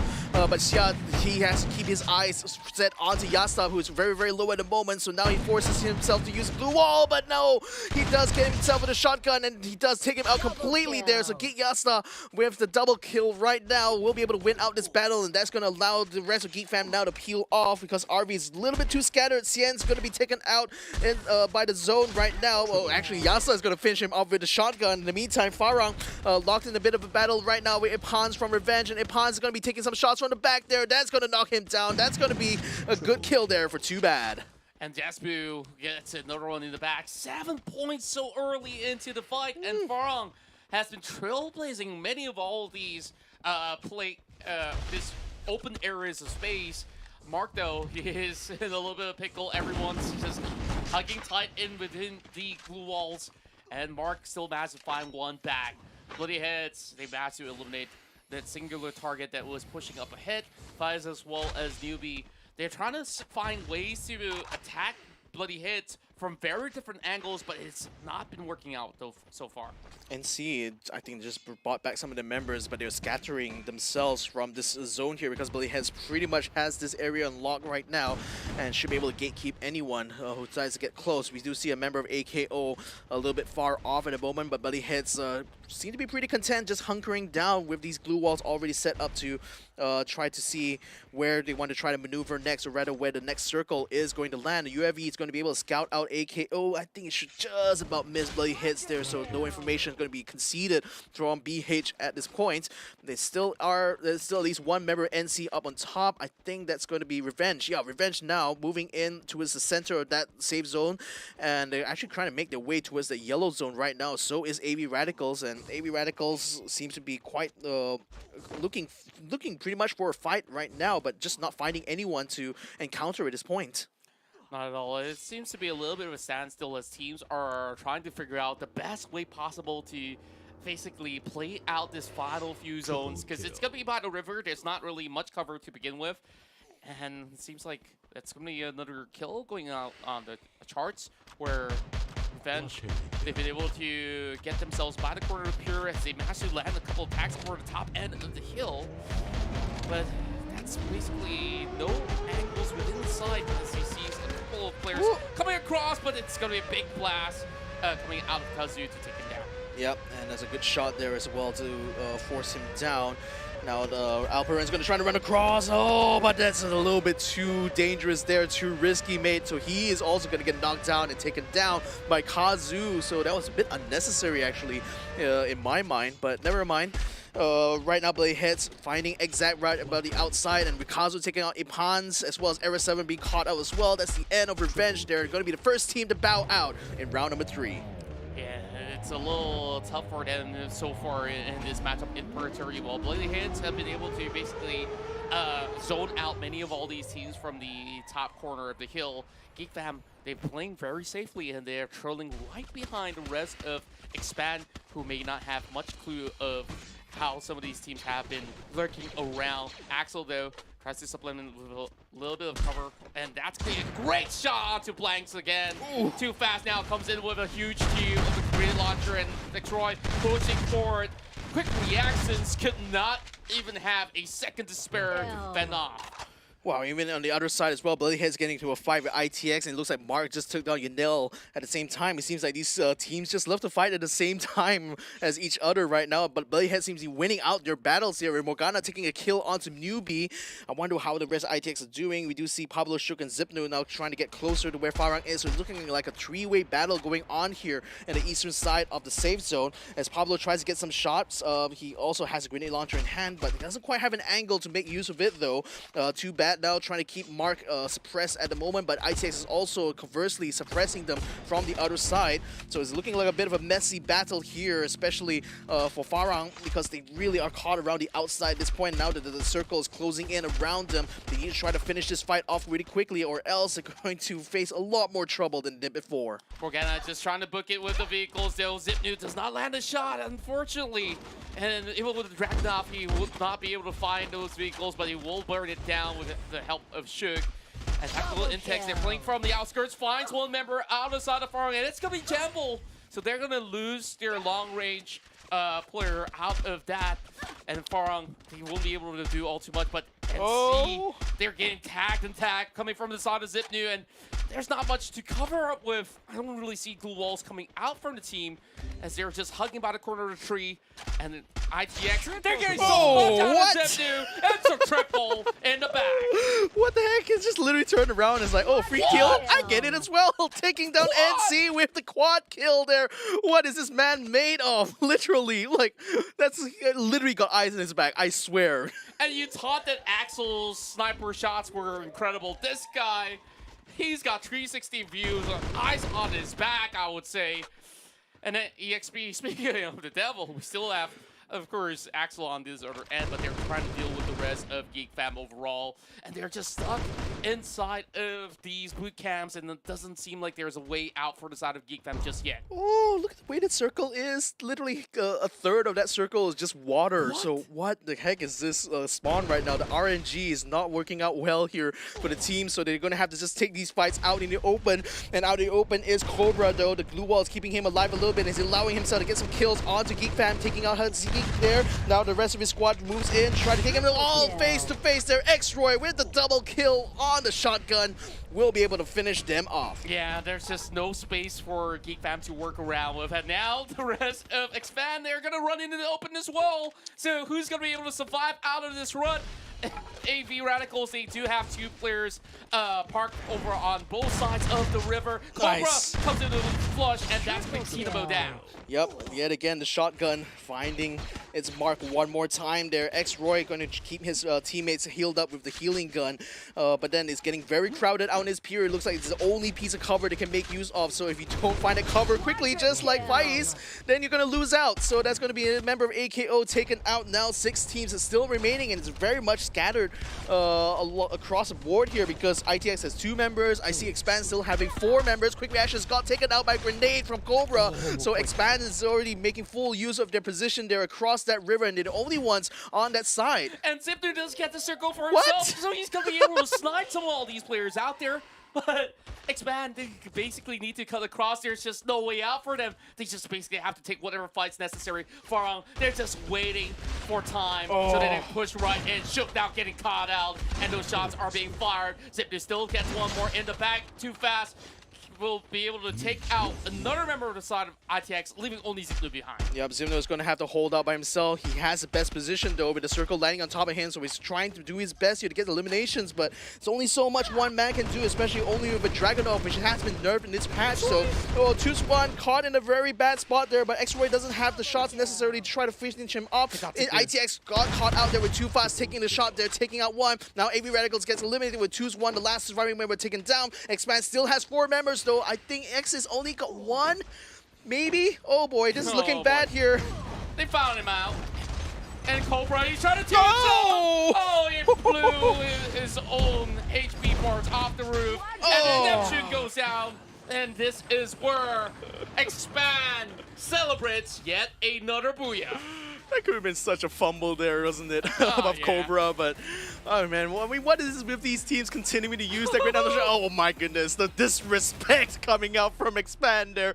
They're just saying that, oh, what was it? Was it? Here, Yeah, oh boy. We can't hear you. Like, we can't hear you from the top. What are you guys seeing at the bottom? Like, they have been able to do it all, and they can flex however they will, and no one's gonna be able to say much. Yep, I mean, 2 booyahs, and that's 2 in a row now for Expand, so that's a lot of points now they're gonna have to contend with for the rest of the teams here, so that's already putting them on the spot here. Certainly a team to beat right now in this regionals. Yeah, I just love these boys. I mean, like, they're having so much fun at the same time, like, you know, like, Cobra, sure, I think they all knew it was down to a singular player. Like, he could give his life for it. Like, don't worry, we still have another 3 players to basically play that one out. But what's really impressive, other than Expand's victory in this matchup, was Zipnu. Like, him on those Dragunov shots, just absolutely sublime. Like, we gotta basically take a look at this once again, where we started off very early. A lot of fights take place over on the corners of Crossroads as well as Moat House. And yikes, I mean, a lot of all these big teams like NC, they didn't manage to make the cut. Yeah, that's especially surprising given how aggressive they are early game, but I guess, like, especially on a map like Purgatory, it's more about the late game more than anything else.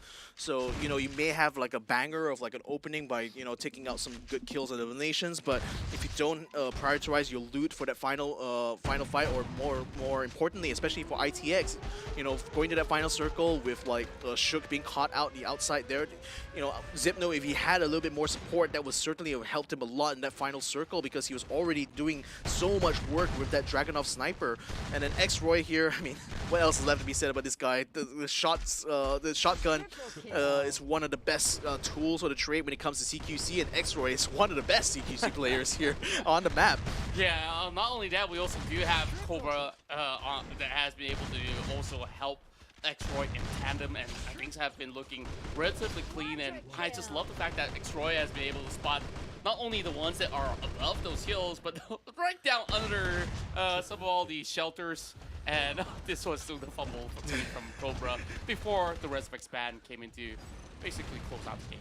Yeah, I mean, imagine if he took out not just himself, but like another of his teammates there, and then maybe they wouldn't be that confident. Yeah, like that will be the ideal play overall, to be a martyr to secure themselves that booyah. But it's still a big 26 pointers being secure. Expand will undoubtedly be at the top of the standings right after this. But look at Farang, they're also getting 18 points, so I think like Farang will be sitting closely at second place.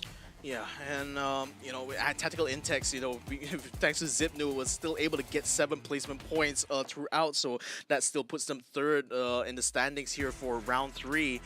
Auto Knockout also putting themselves up there along with Quick Reactions. I do have to say though, a bit of underperformance. I have looking at the teams like Revenge and No Escape RV. Though No Escape did manage to get, I think, second or third, or quite high up in round number 2. But I think round 1 and round 3 right now seems to show a lot of weakness on their side here, so hopefully we'll be able to step it up. Nevertheless, Farang, now they're getting a little bit more headshots this time around. 10 headshots for them, 8,000 total damage for them.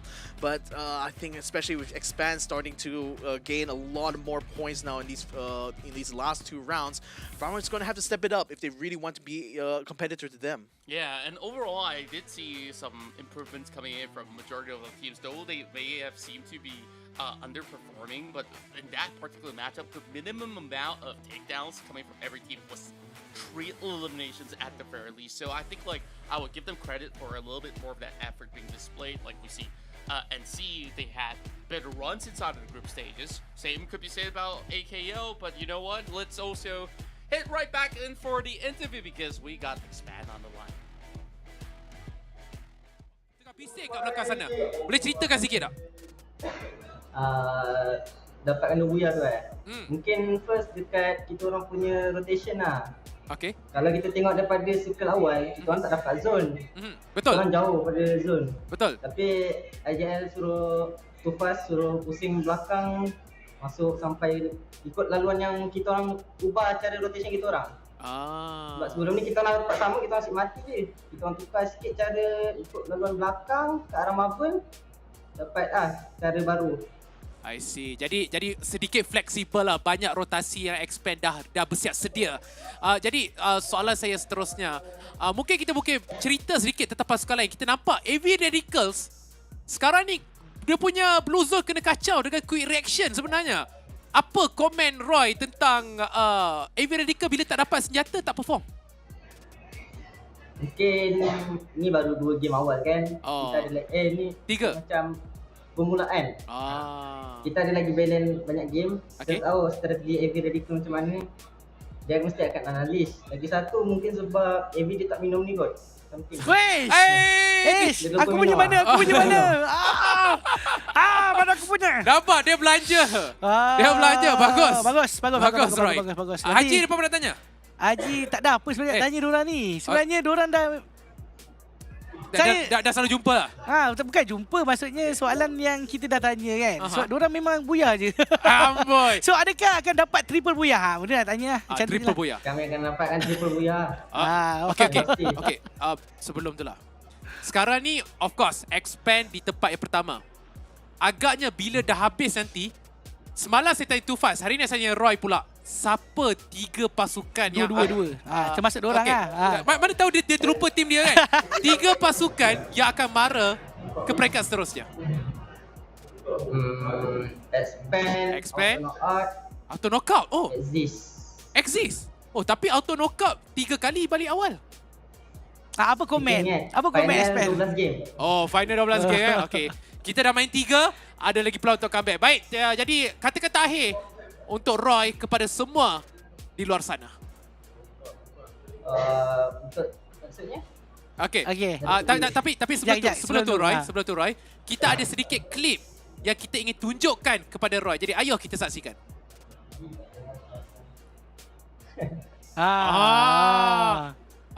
Ada apa-apa yang Roy nak sampaikan ke tu? Itu pada siapa tu? Itu pada siapa tu? Pada yang dekat tu ke? Pada siapa yang turun droplet kita orang. Tapi buat masa ni macam tak ada je lagi tak yang ada siapa berani cuba kacau Expand di awal perlawanan. Itu macam peringatan siapa turun droplet kita orang. Okeylah Roy, sekali lagi kata-kata akhir untuk Roy kepada semua peminat ataupun penonton di luar sana. Jangan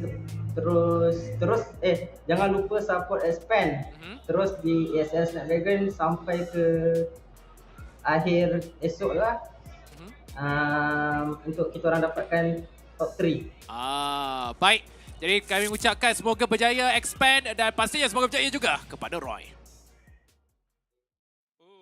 what an interview that was. And I just love every single moment of the pieces wherever we see expand on the cameras. And I think like we know the secret by now, that why have they been able to win those Booyahs? It's got to be them unleashing the beast with Monster Energy. Yeah, exactly. Shout out to one of the main sponsors here for the Snapdragon Pro Series. But do have to say though, the confidence that he is just displaying there. I mean, realizing that they've just beaten AV Radicals quite handily when they try to drop them, and they're just really tussling over that blue zone a lot. And I think like maybe Ikuto is raising a good point that maybe AV Radicals, when they don't have elements working out for them, it seems to just drop off very, very massively. So we'll have to see. I mean, again, to his point, there is still a lot more games to come after this. And on that note, we'll be taking a short break, because when we come back, it's going to be the 4th map of the day, Alpine. We'll be sticking around for that, because you guys have to stick around. We'll be right back after the break.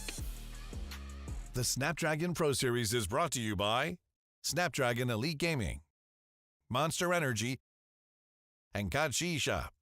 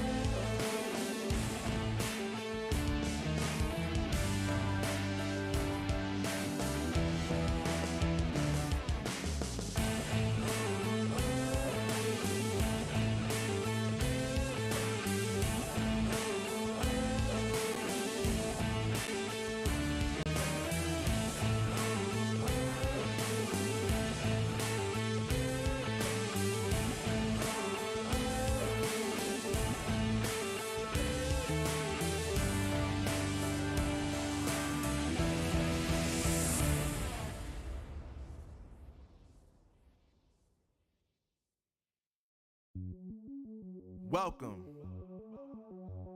to the place where dreams come true, where everything you want can be yours, if and only if you're willing to work for them, you're willing to hurt for them, but most of all, you're willing to be first for them. Ha! Look, I'm going straight to the top. I don't know how I would stop, like it or not.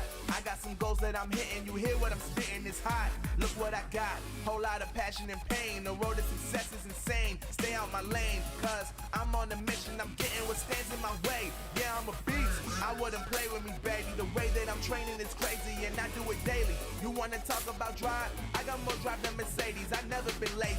I'm in the room, it's a red alert. You wanna compete? Well, get better first. I got 10 toes in the dirt, push through the hurt just to show them my worth. I'm the best. Yeah, I'm the best. I never stress. I know what's next. I'm who they test.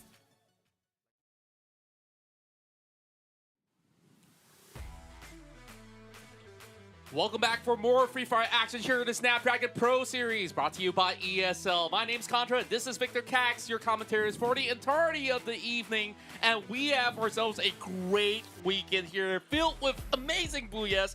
Expand 2 in a row already for today. Can they make it the treble when we move into more of these maps? And we're about to hit right into Alpine. I mean, seems like the potential of getting to a trip to Jakarta seems to be motivating them a lot lately, because now they're thinking about getting that third booyah today, or at least throughout the course of this weekend here. So that's going to be exciting to see. But I just have to say, though, I love the shade they take, like, to throw around to some of the other teams there. You know, just kind of like adding a bit of spice to this competition. And I love it. You know, I love it when these teams love to kind of like, you know, go each other a little bit, try to poke each other, you know, coming to these competition. Let's go ahead and have a look at the standings right now, though, as we take charge about how these teams stand after these 3 rounds. So Expand right now having the bulk of the points there at 65, but that's because, you know, not only they got involved in 2 final circle fights, but they managed to net 2 booyahs as well and 35 kill points. That's a hefty amount of kill points here for one team. That's right, and Farong is still trailing right behind them with 46 points, with good balance of both placement points as well as kills on board. But quick reactions, they've been also maintaining their own pace to be able to get themselves into multiple top 5 scenarios, though they have yet to find themselves that booyah. Same could also be said about Axis Esports, where they don't really have that many kill points, but look at the placement points that they've secured. That is good enough for them to secure a top 3. AB Radicals, they start off really slow, but they're about to ramp up, and Geek Fam have also made it into the top 6. Meanwhile, I think like things have been relatively quiet coming in from NC, No Escape, Revenge, and surprisingly, Auto Knockout. Yeah, I mean, I think that's also the big thing that we were kind of, that I myself was wanting to see, you know, how will Auto Knockout handle themselves in this regional final. And I suppose that after 3 rounds, you could say that, you know, they seem to be underperforming a little bit, but maybe, you know, hopefully with the next few maps, especially now that we're on another new map, which is going to be Alpine, hopefully they'll be able to step it up a little bit, because they definitely have the potential, they have the skills required to make those kills. It's just that it seems like they're not really farming that much coming into this competition so far. Exactly, and I think like their approach here is that they've been trying to take the center of the circle very early on, and then after that they can't really seem to have handled the form of pressure coming in from other teams that's about to close in on them. And so I felt like the way that they defend needs to improve, but you know what, if they don't, there's not going to be any tickets for them heading to Jakarta, and it's going to be happening on February 2023. You know, the year's about to end. It's not too far from now. You can also book your tickets to fly right in to meet some of your favorite players, and we can have a big blast of a party all together here in the grand finals of the Snapdragon Pro Series by then. Yeah, I'm so looking forward to that grand finals. Nevertheless, ladies and gentlemen, let's go ahead and jump straight into our 4th game right now. This is going to be the map of Alpine, and right now with all the teams already knowing where they kind of stand, I want to see some of those guys, especially on the other side of the leaderboard there, start to step it up here, because they definitely need to try to match the performances we're seeing so far from teams like Farang, from teams like Expand, teams like Axis as well. Especially AB Radicals, you know, they're again trying to go for that blue zone. It's very, very crowded there. A 3-way battle starting to form on that side, while Tanamo is going to be on the outside there. There's a bit of a backup in case things don't work out well for AB Radicals here. And once again, they're basically locking horns. Jembel does get the first pick, and that will basically open up the flurry of attacks coming in from the side of Farong. But they're not just alone. Look at quick reactions. They're also closing in from the other corner of the map. And AB Radicals, though they have lost 1, they should be able to eventually come in back with a couple of revives. There's another fight taking place. I do believe it's going to be at the Railroads, where we're seeing Revenge taking on another team, and I believe that to be NC.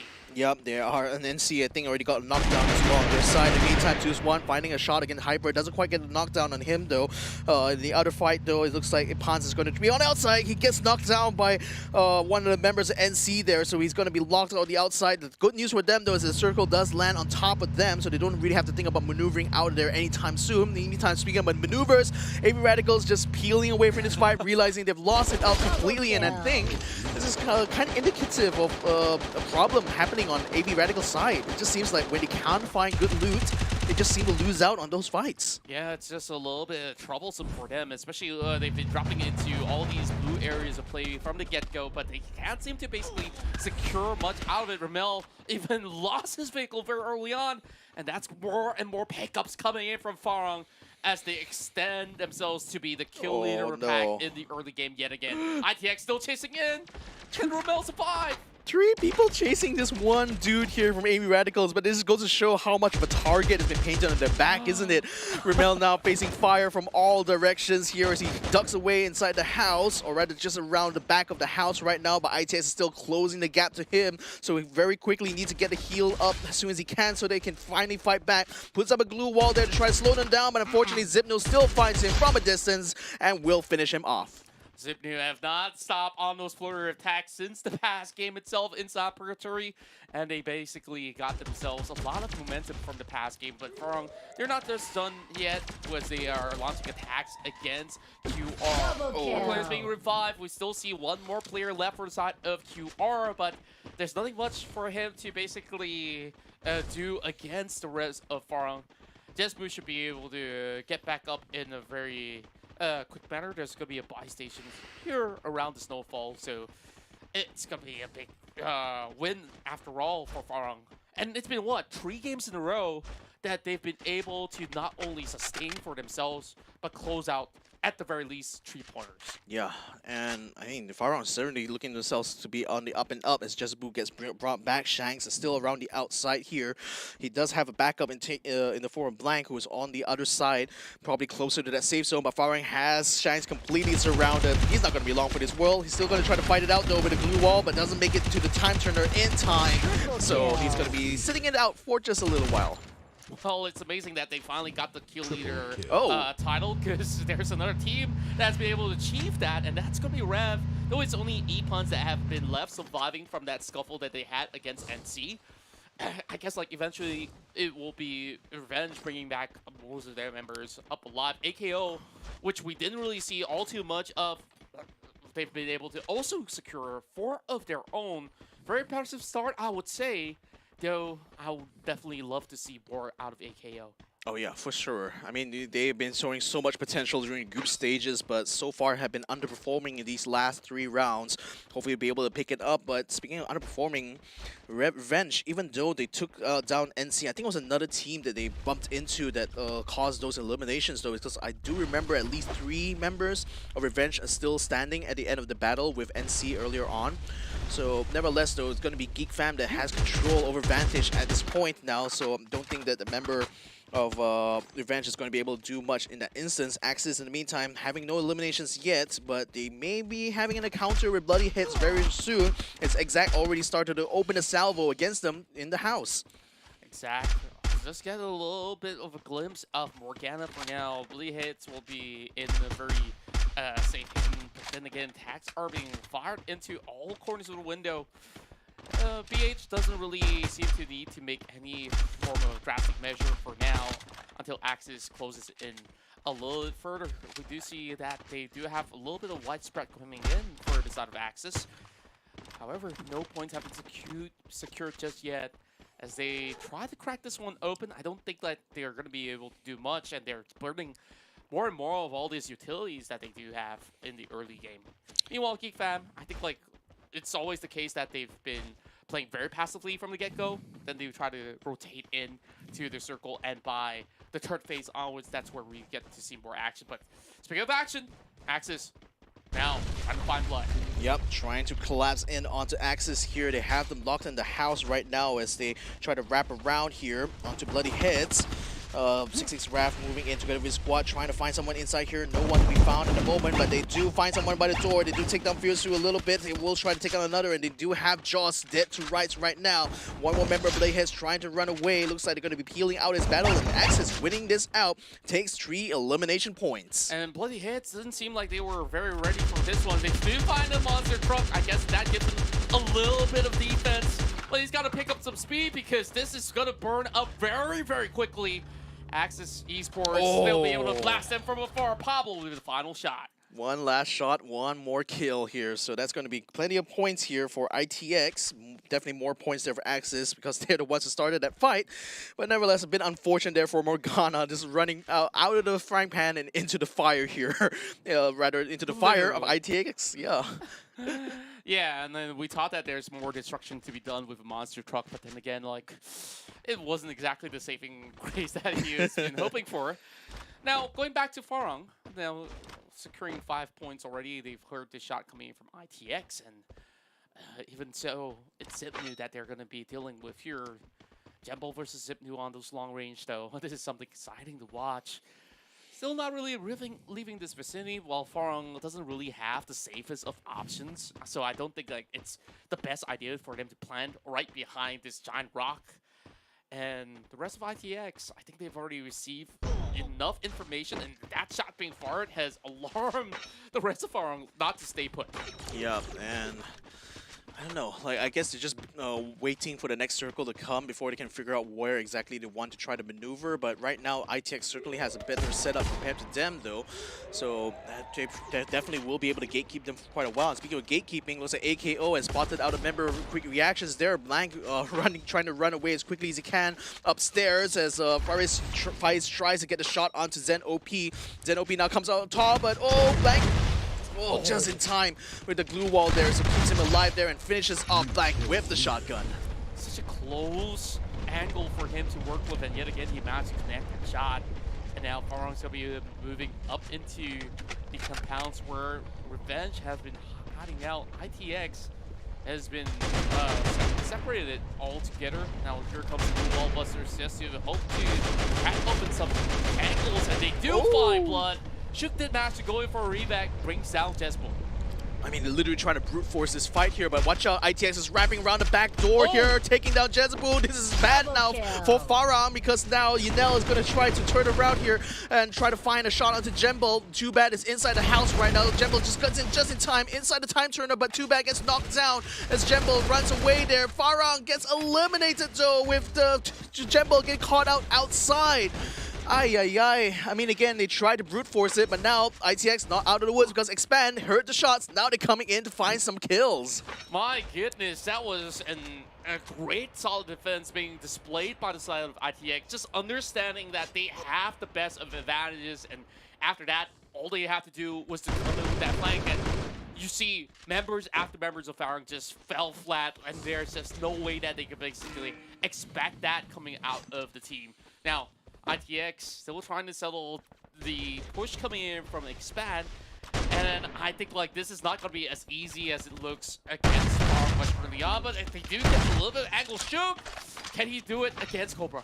Yeah, the thing is that they need to try to find X-Roy, who is hiding behind the glue wall right now. He's going to try to burst out. He does get a good grenade shot there, but unfortunately knocks himself down as well. In the meantime, though, ITX are going to be surrounding him a little bit. The rest of his teammates trying to scramble right now to try to find a high ground. But Zipno, in the meantime, shooting at them from a distance, trying to break down the glue walls, forcing Expand to hunker down inside the militia compound. But it looks like he's going to be stuck there for quite a bit as Zipno is going to try to wrap around the other side. And instead, maybe he might be looking to try to get to the safe zone instead, which is down by the south side. So it's going to be a long way for him to go. But QR is also jumping into the fight at the same time. Yeah, there's just too much going on by the corners of militia. But they're needing to find themselves the circle that's going to be moving further down on the south side. Zipnu just trying to run away from the rest of the members of QR, but quick reactions have been able to chase upon him. That only leaves Pablo standing as tactical Intex just wants to find ways to keep themselves alive. Oh, that's a shame as well because they were starting off so well with those early eliminations, but now down to one member. It's going to be up to Pablo to try to buy back the rest of his team, whereas the other squads not really facing that kind of issue. The issue they're facing right now is a three-way battle on the northeastern side.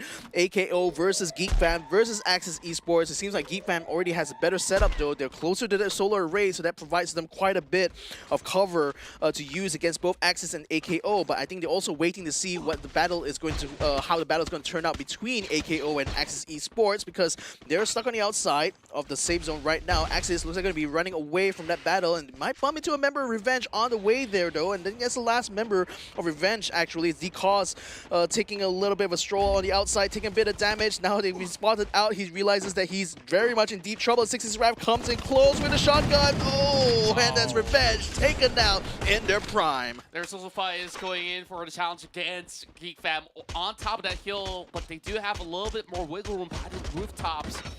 So two members of the side of AKO trying to defend up against Geek Fam, but Expand, they're also coming in with an attack of their own. So Geek Fam gotta be on the lookout. Cobra snips out one player off the side of ITX. That will be the rest of Tactical in techs being numbered off. 7 more teams remain. 4 points secure for the side of Expand. And like you said early on, they got so much going for them with those 7-pointers, but they couldn't basically outlast the heat of the battle closing into these final few chapters. And now Axis has got trouble flying ahead because the rest of the team is going to be right in front of them. And Xia tries to hold his own. Shotgun shells being fired up, and RV will be able to at least get 1 triple kill. Yep, no XK RV finding themselves like on the board a little bit. Pre-reactions has been taken out there thanks to a nice shot there from Expand. Now Axis is down to Flame 7 to try to rescue the situation, but he's outside of the safe zone right now on the verge of getting taken out. Is he able to survive? No, I don't think he did though. Flame 7, I don't think he made it. That's so unfortunate just on the outside there, but he's been gate-kept by No Escape so far, who actually made their way to the 4th phase right now, which is actually good for them. Not so good for AV Radicals right now, even though they're trying to get themselves back into this fight here. It seems like this encounter against Expand is not working out well for them. A perfect 2 being sent in from Too Fast, and that also allows Cobra to propel forward. Only 3 more members remain from the side of AV Radicals, but they did not even find themselves a kill just about yet. Now, with this sort of push, with X-Roy charging up ahead, this will be a double flank coming in the way. While AV Radicals, they're just trying to basically get as much loot as possible and then boot the heck out of here, because there's not going to be much room for them to play against the rest of Expand, who's charging right in. Tinamo will drop, only leaving Ramel standing in the way.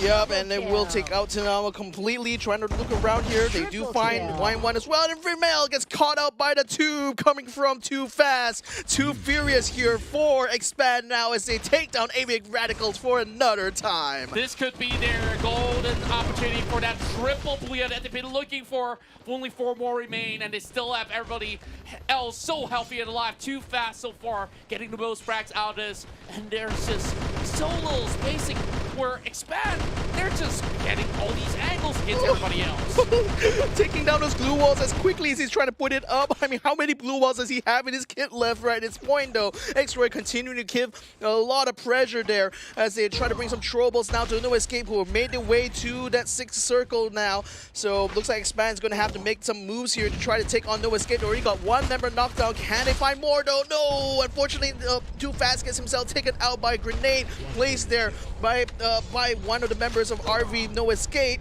Jim Quez is going to be running into the building here trying to see if he can rescue his teammates who are right now getting the revive in. So it looks like No Escape RV still has a full squad available for this final circle fight. As King Aziz gets picked up there by Xia, who has the AWM. He's trying to get another shot, doesn't get a second knockdown though, but certainly Geek Fam seems to be hurting quite a bit as they try to maneuver closer to that safe zone. They're just relying on glue walls to basically push into the circle, and they finally make the cut as the circle shift further up towards the northern end of that hill. Geek Fam slowly regains a little bit of an advantage, but not too much for the side of RV, though they are all spread apart. The wall goes down, and Sha will go along with it. Yep, Too Fast is back in the fight right now. Cien's finding an angle here, trying to fight it out with Expand on the outside here. He does have a bit of cover, and he's trying to use that to try to break down those glue walls to force Expand to maneuver into the house now, keeping them locked in place. Oh, the good knockdown there to Cobra as well. Now X-Ray is going to be able to get a revive onto him, but then RV needs to try to pounce it. The problem is that Geek Fam is also knocking on their door and is already suppressing them inside the cabin, so they're just facing a battle on 2 fronts. Now Expand is going to move up. This is going to be an opportunity for Cien to try to get some shots. Oh, he does get 1. Auto knockout in the meantime gets caught out by Cobra with a good shot there. So now auto knockout gets taken out. 3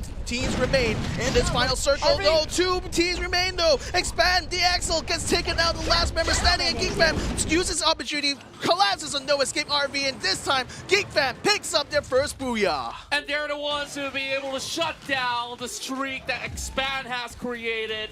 And we saw the moment that they've gotten that upper hand of that circle, it took so much out of them to put up so many walls in order to get into safety. And after that, everybody's fighting for that compound, which was that death trap being set, and Geek Fam knows how to swarm right in at the perfect time.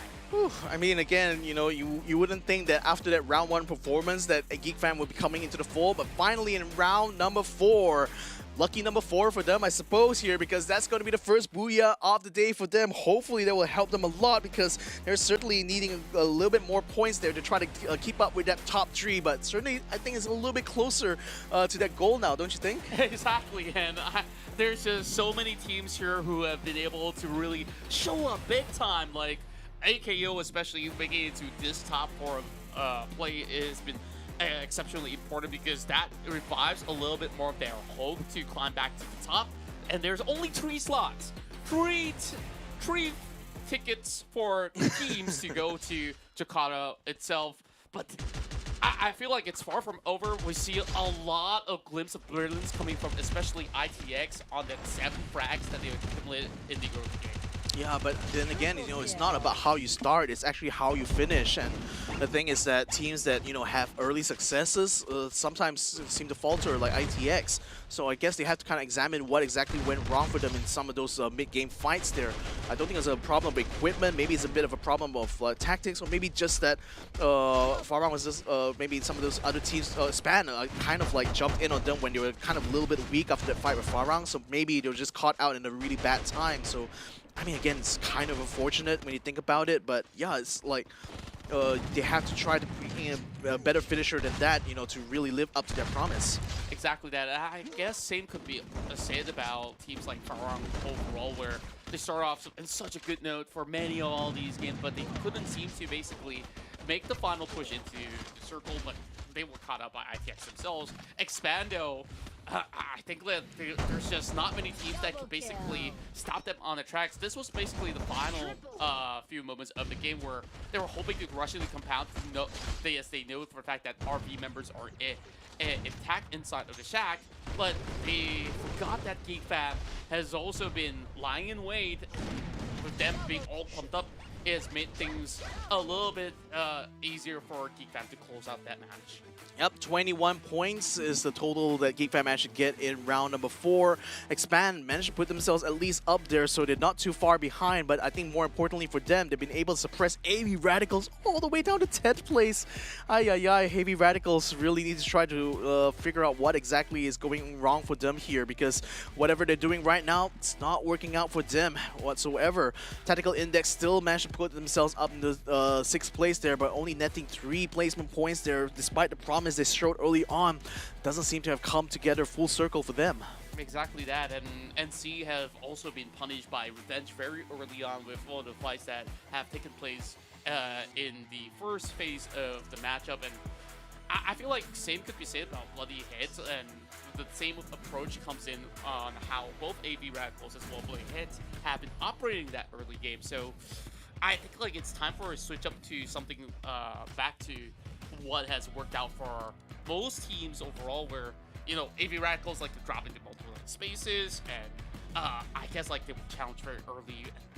It's just so hard for them to basically regroup and find avenues of play, and they were just scrambling, running around, not getting it done. But Geek Fam though, they've been that team, that slow and steady pacing, that have been rewarded by the end of it. They have been able to close the game here in stellar fashion. Yeah, I mean, good for them right now, because finally they get themselves a little bit closer to the top 3, but they still need to put in similar performances like that if they want to secure that ticket to Jakarta for that challenge final. But I digress though. We're going to be hearing a little bit from them, because now we're going to be joining Ikuto and the BM casters with the interview on Geek Fam. Hampir-hampir je masuk. Jadi, apakah yang boleh dikatakan oleh Haziq prestasi ketika di Liga berbanding hari ini? Hari ni maybe lagi better lah, sebab orang belajar daripada kesilapan lah. Sebab kat Liga orang macam ada yang kat asrama, ada yang masalah lain gitu lah. Orang fix lah final ni. I see. Jadi saya nak tanya Haziq sendiri, sebentar tadi dalam pertarungan bulatan memihak kepada pasukan Geek Fam, berjaya untuk mendapatkan bulatan terlebih dahulu dan berjaya untuk menjatuhkan Expand, RV dan juga auto knockout. Sebentar tadi, betul-betul di saat-saat akhir, apakah shot call yang dilakukan oleh Geek Fam? Adakah Geek Fam memilih untuk kita tunggu ke ataupun kita lawan? Kita orang tadi masuk circle kita orang masuk lah. Saya suruh dia orang lawan je lah. Sebab circle kat depan kan, nak tak nak kita orang terpaksa ke depan lah. Sebab circle bukan kat kita orang kan, kita orang dari atas turun sampai circle lah. I see. Haji, ada apa-apa nak tanya ke Ifam? Haji? Saya nak tanya. So, Cik Haziq kan, so kalau kita lihat untuk final ni, maksudnya untuk yang 3-4 game dah main ni, so saya nampak dari segi rotation Geek Fam tu agak baik sebenarnya. Pemilihan pergerakan mereka untuk masuk ke dalam kawasan zone, kerana ada tadi nombor 2 betul tak? Betul. Ada nombor 2 di Kalahari kan. Di sini mereka dapat buya. So Haziq memang dah prepare study dari segi rotation ke, ataupun memang dalam game ikut insting? Insting Sebab kita tak predict. Okay. So semua tu insting je lah. Maksudnya dalam game lah. Okay. So yang lead tu Haziq. Okay. Sebelum tu lah, sebelum soalan saya try Haziq, saya nak tanya. Saya dah tanya pasukan lain. Jadi saya nak tahu daripada Haziq pula, siapakah 3 pasukan yang akan mara ke peringkat seterusnya? Kalau ikut performance, Expand. Final lah. Final lah. Expand, Farang, Exist lah. Gfam tak ada? Gfam tak ada? Ada patutnya ada kan, tak apalah. Kan 3 team tu kan. Kena confident. Jangan macam ni. Confident insyaAllah. Dia dah kena game lah. Okay, baiklah, mungkin kata-kata akhir oleh Haziq kepada semua penyokong dan peminat Gfam, dan pastinya kepada orang kata peminat-peminat Haziq sendiri. Teruskan support kita orang lah. Jangan tak cari kita orang. Sebab kat Liga dah tak lepas kan. Hampir tak lepas. Hampir. Sedih lah. Tak apa. Mungkin rezeki akan bermula sekarang. Kita ada lagi banyak map lagi, insya-Allah. Jadi, saya mengucapkan semoga berjaya Haziq, dan kita akan jumpa anda di game kita yang seterusnya. Terima kasih.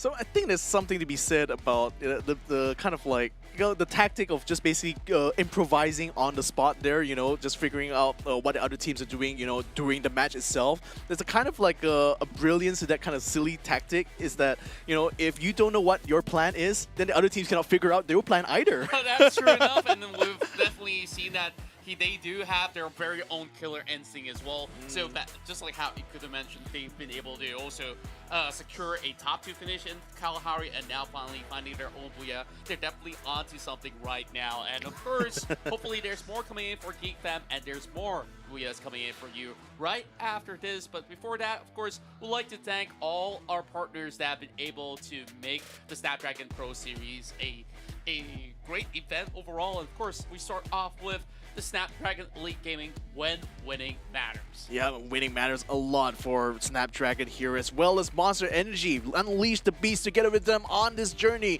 Check them out at www.monsterenergy.com/gaming. And if you're looking for your next opportunity to reload for your favorite mobile games, do it at kachishop.com/my, because you get great deals and great discounts when you use their website. So go ahead and check them out and use them for all your favorite reloads. So with that said and done, we're going to be coming back to Bermuda, but we'll have to take a short break before that. So make sure you guys stick around. We'll be right back with more Free Fire action. The Snapdragon Pro Series is brought to you by Snapdragon Elite Gaming, Monster Energy, and Kachi Shop.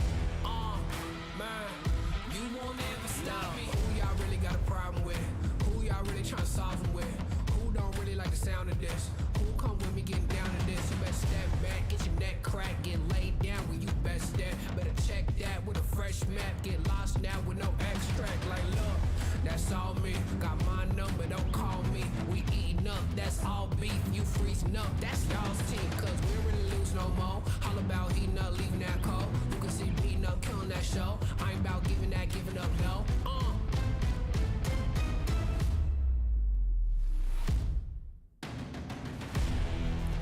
Nah, cause they don't want it with me. Look, you gotta cry with me. Look, cause y'all don't want it with me. If you start a fire with me, then you never gonna stop me. Ay, sound the alarm. We about to go on. You getting it wrong.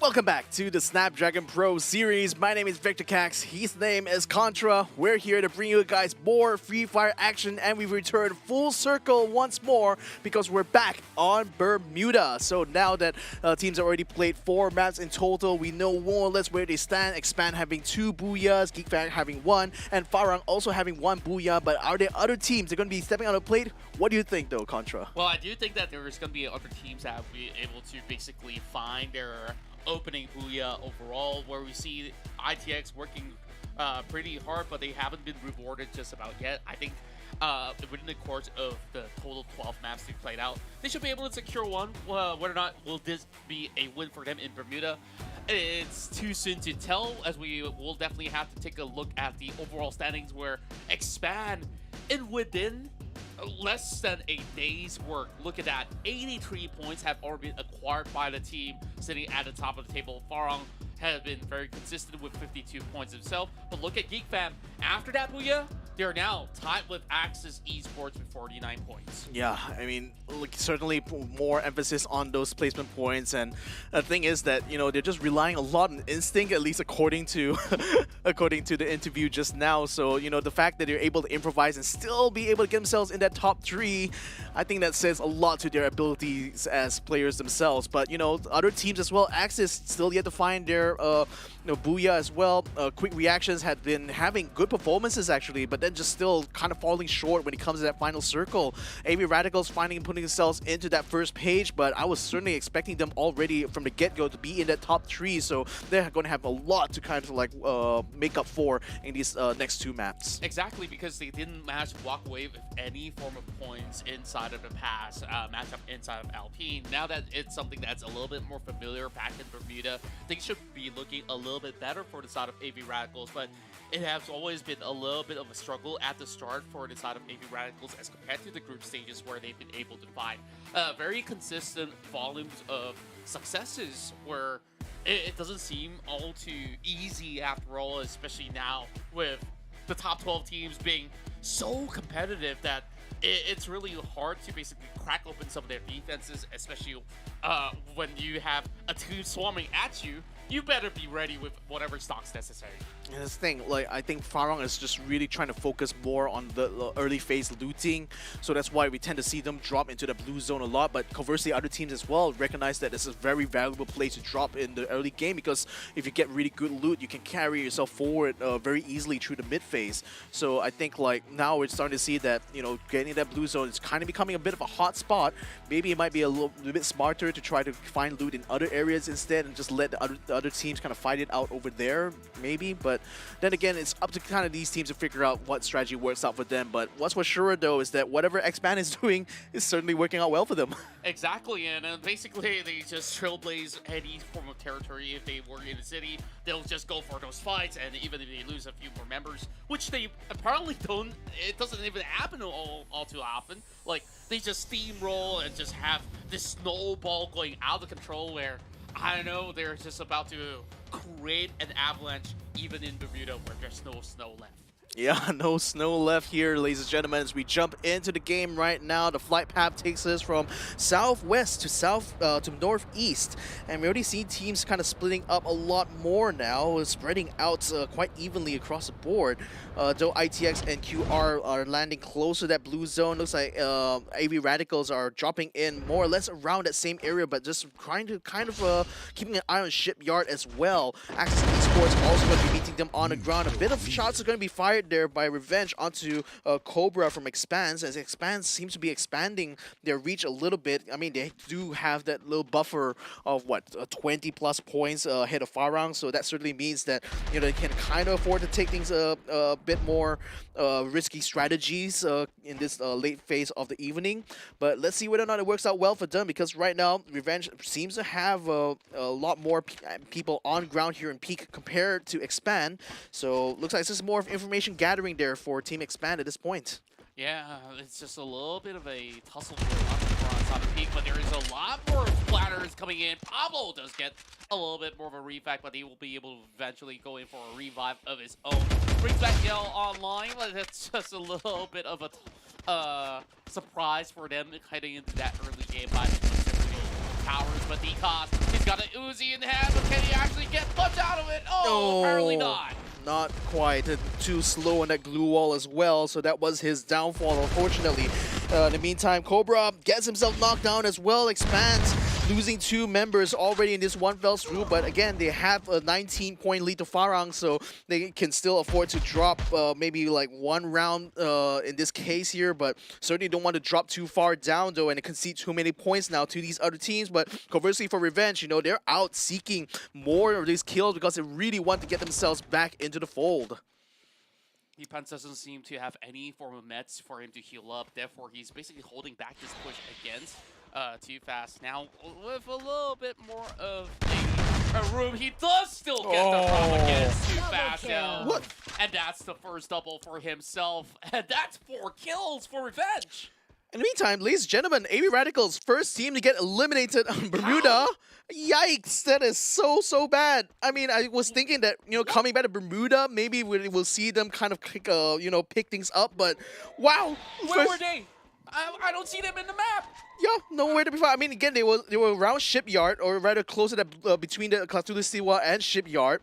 Seems like they maybe split up to try to find some individual loot, but just got themselves picked off one by one. This is shocking. It is relatively shocking, and at the very least, for the side of the bench, they do bring their members back online. Well, ITX is just going to be committing to this fight yet again, and they do get a shot over on the member of Quick Reactions. Great comfort fire coming with the blue wall, and Zipnu. He's trying to deal with the shot coming in from Kazu, but it's too hot to handle. Kazu's just being able to find even more blood, and QR, they're just winning trades after trades. Yep, going to be able to take out Yanel now, and that's going to be Tactical Intex taken out completely from the mat. The next one to fall there after AV Radicals. Oh, things are just not working out well for them at all, isn't it?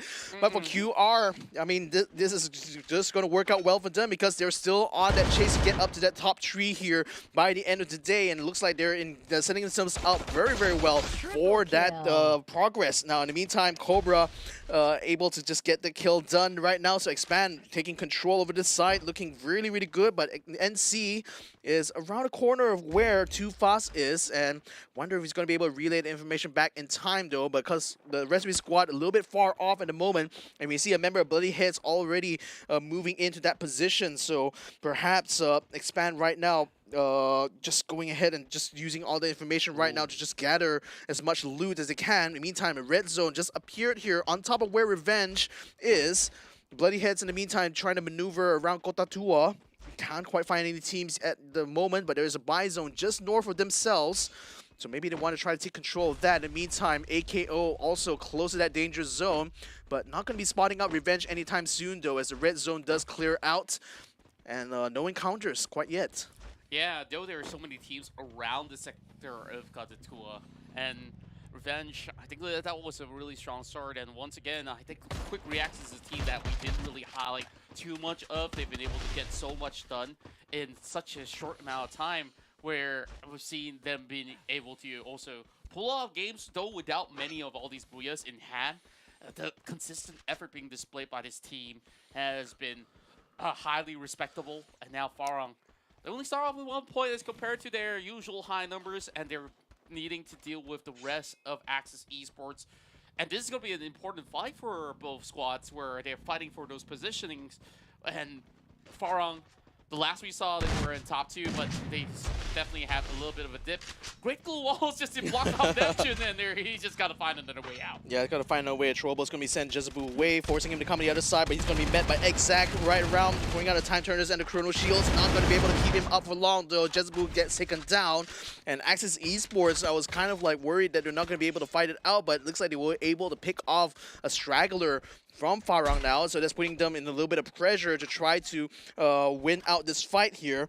But with Axis still having full strength, Space still not able to find a good angle there with the glue walls kind of blocking his way. Not going to be able to get a shot done there. But he's just keeping an eye out, watching for them. Gets a headshot right there into Flame 7, so one knockdown. Can he find more, though? That's forcing Axis to try to scatter a little bit. But what is the rest of his team doing, though? They're not capitalizing on this situation. Yeah, and this is not really the best form of attack that's coming out of Farang. They're just trying to pry on them from long range, but you can basically get a couple of knocks and Axis will still be able to get back on their feet. And they're just basically giving too much of a space. Eventually, when Axis is ready, they will be able to swarm right in, and there's not much cover for Farang to defend.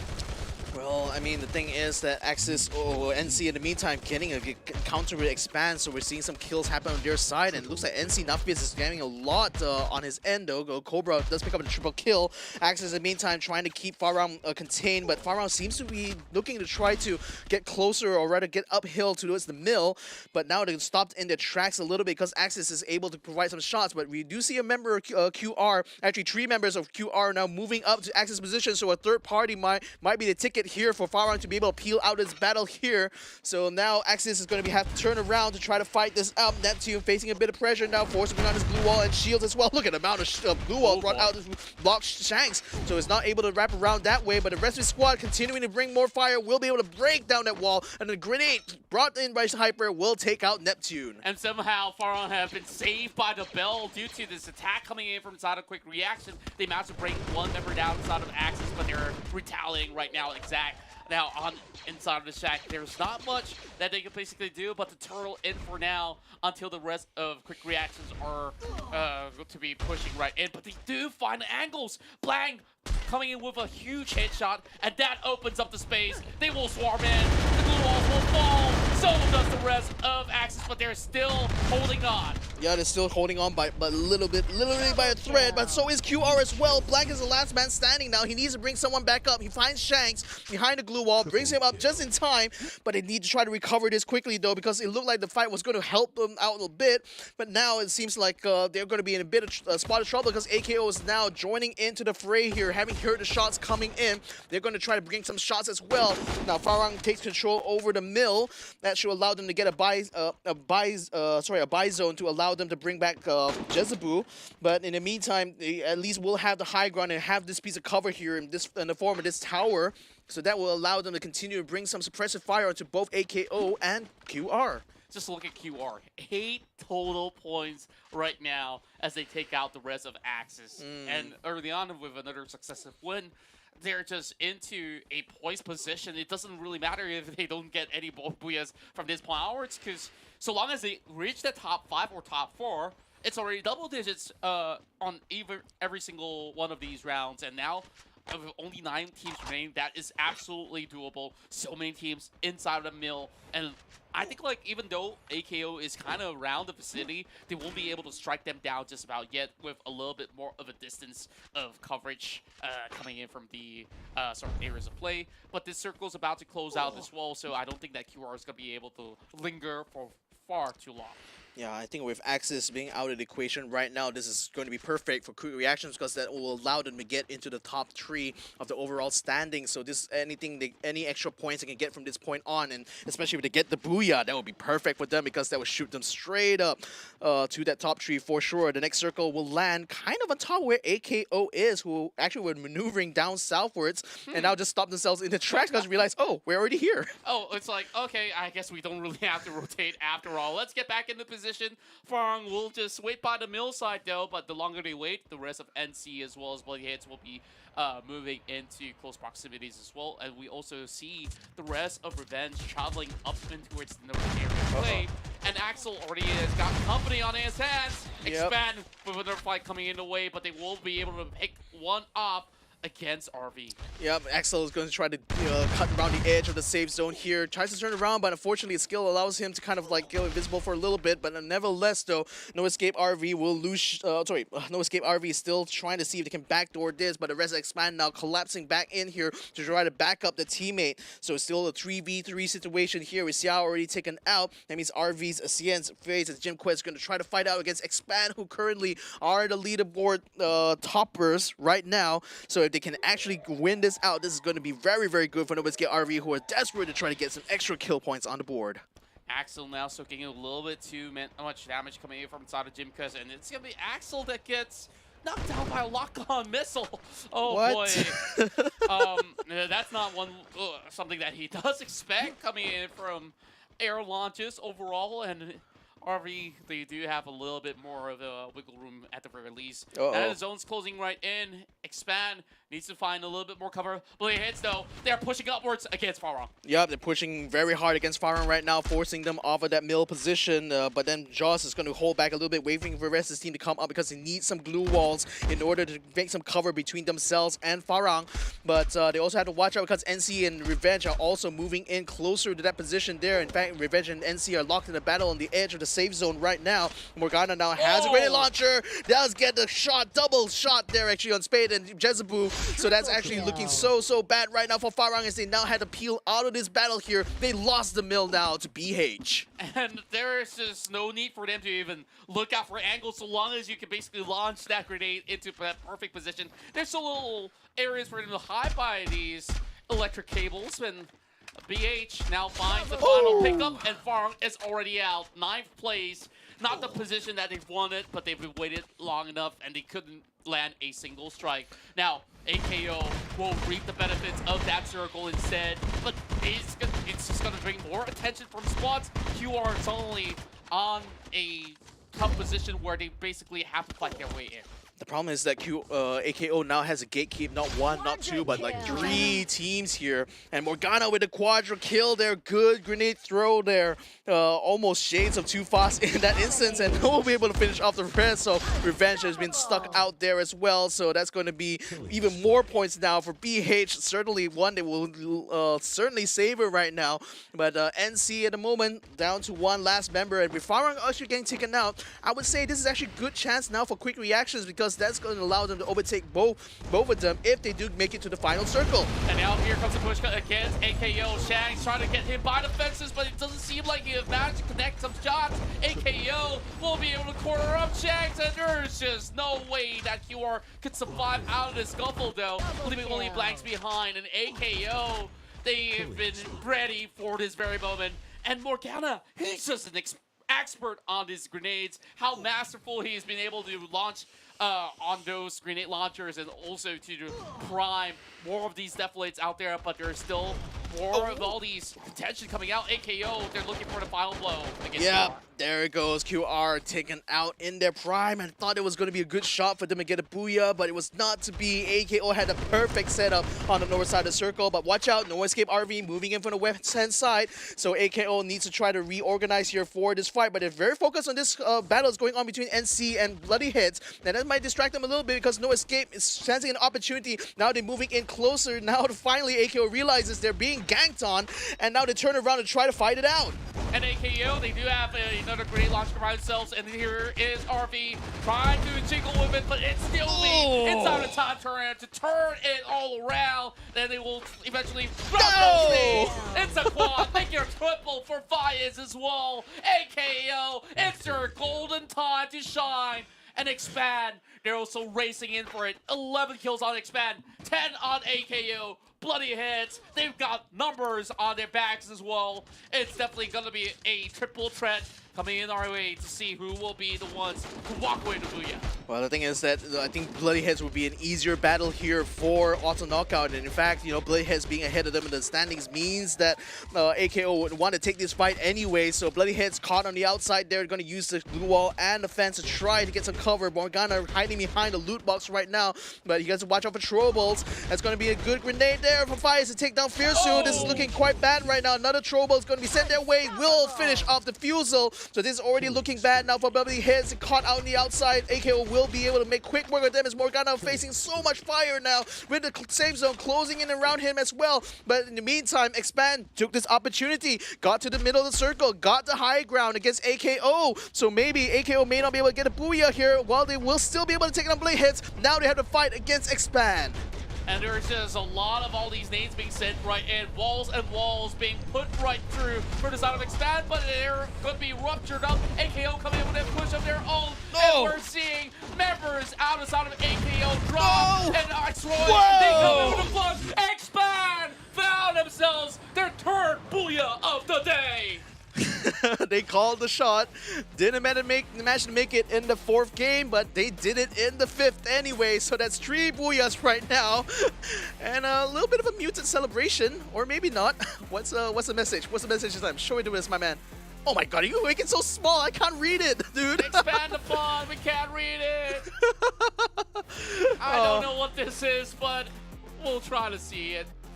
I can't make it out. Sorry, my man. I would love to be able to read out the message for you on stream, though. But okay, he's enlarging the fonts. Makcik Bawang, ada namakah? Tiada memakai pan. Apa yang hat-trick booyah? Siapa lagi kalah pekan? Expand. Okay.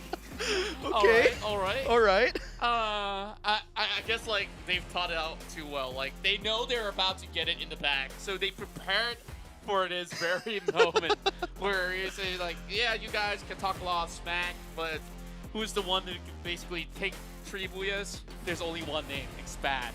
Yeah, exactly. Wow, I mean, this level of confidence they're displaying right now, I mean, you know, that's going to be the story, I think, for the regional finals. Like, AKO was the one who dominated the group stage. Now it looks like Expand will be the one dominating this regional finals here. And boy, what a dominant display it has been.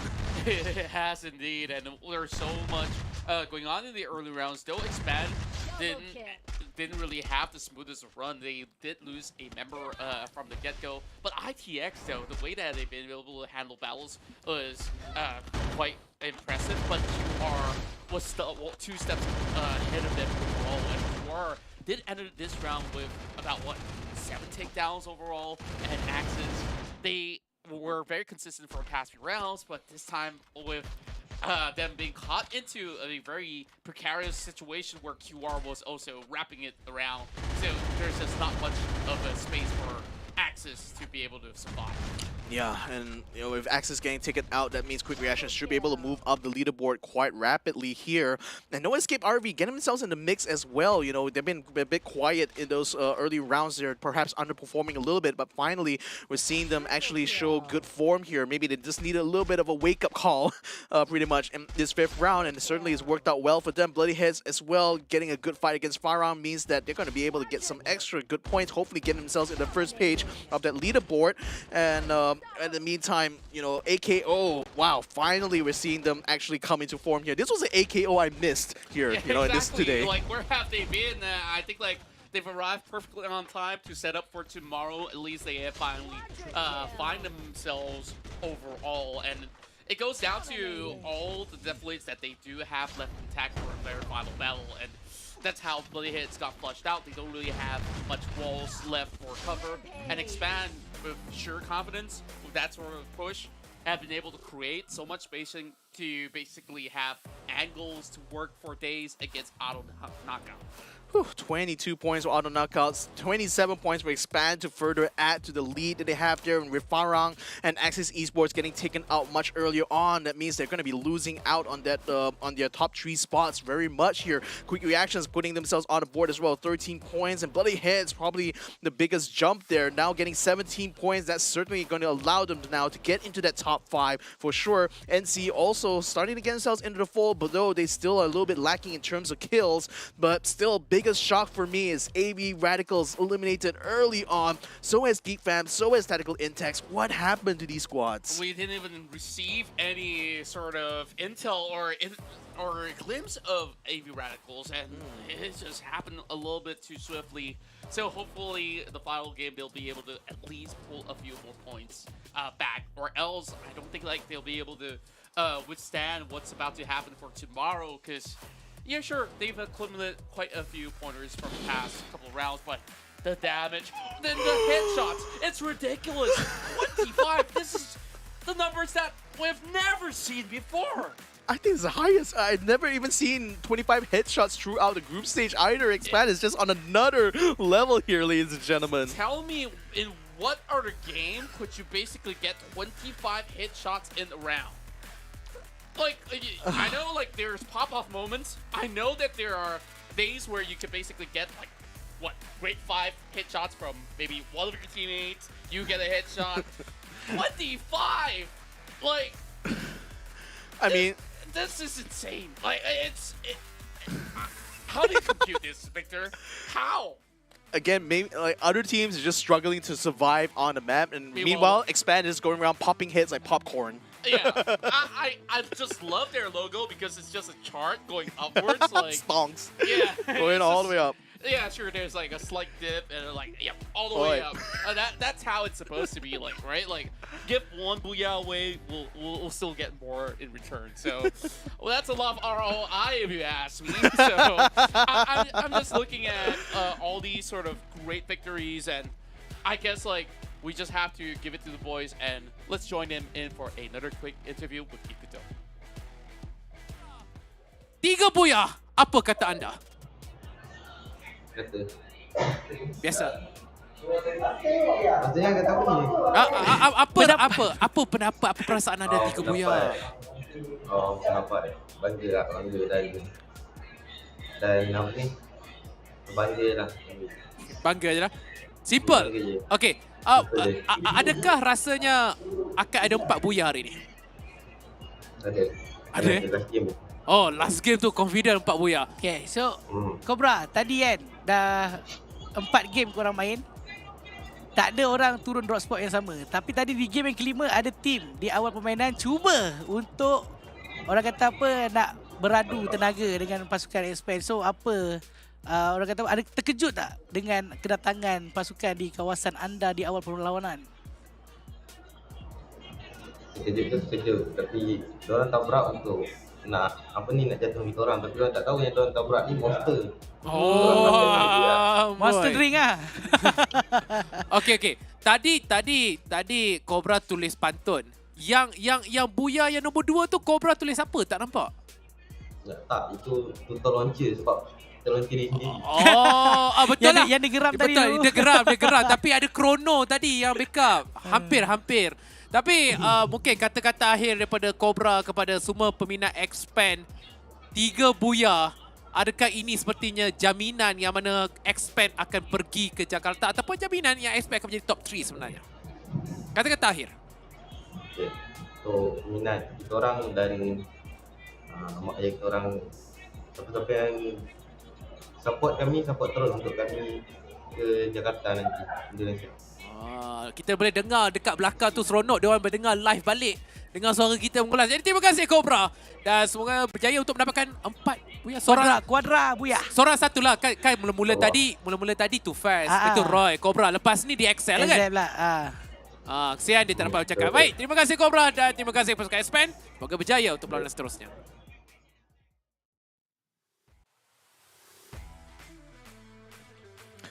So the thing is, like, when it comes to Expand, right, no doubt getting 3 booyahs is already such a strong statement, but the fact that they're able to get like 35 plus kills right now, that's really making such a strong case for them to go to Jakarta right now, isn't it? Exactly, and just look back at the group stages and you tell me which team could secure it within 5 rounds. 5 rounds, you're already achieving more than 100 pointers out there. I think like this itself will not only shock those who are currently watching from around the MCP region, but for everybody else that's going to be headed to Jakarta, this is a team to look out for. Indeed, ladies and gentlemen, we've got one more match to play for this evening, and it's going to be one where we're going to see whether or not we'll be getting a 4th booyah from Expand, or will someone else step on the plate, but we'll only find out after the break, so don't go away. The Snapdragon Pro Series is brought to you by Snapdragon Elite Gaming, Monster Energy, and Kachi Shop.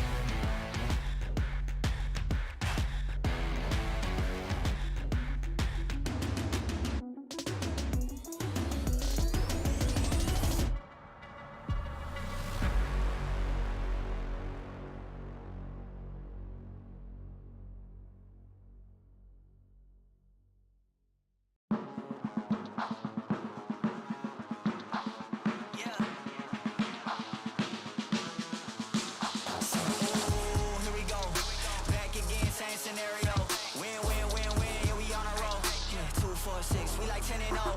I should probably tell them something that they didn't know. Back then we was down with nowhere to go. Might have been down, but we didn't fall. Now we running it like some intervals. Ooh, what now? Tell me who you see when you look straight up. Like, wait, who? Us now. What you gon' do when we pull up on you? Like, ooh, touchdown. You already know what it is when I come through you. Ooh, shut down. Say, ooh, shut down. Say, ooh, what now? Tell me who you see when you look straight up. Like, wait, who? Us now.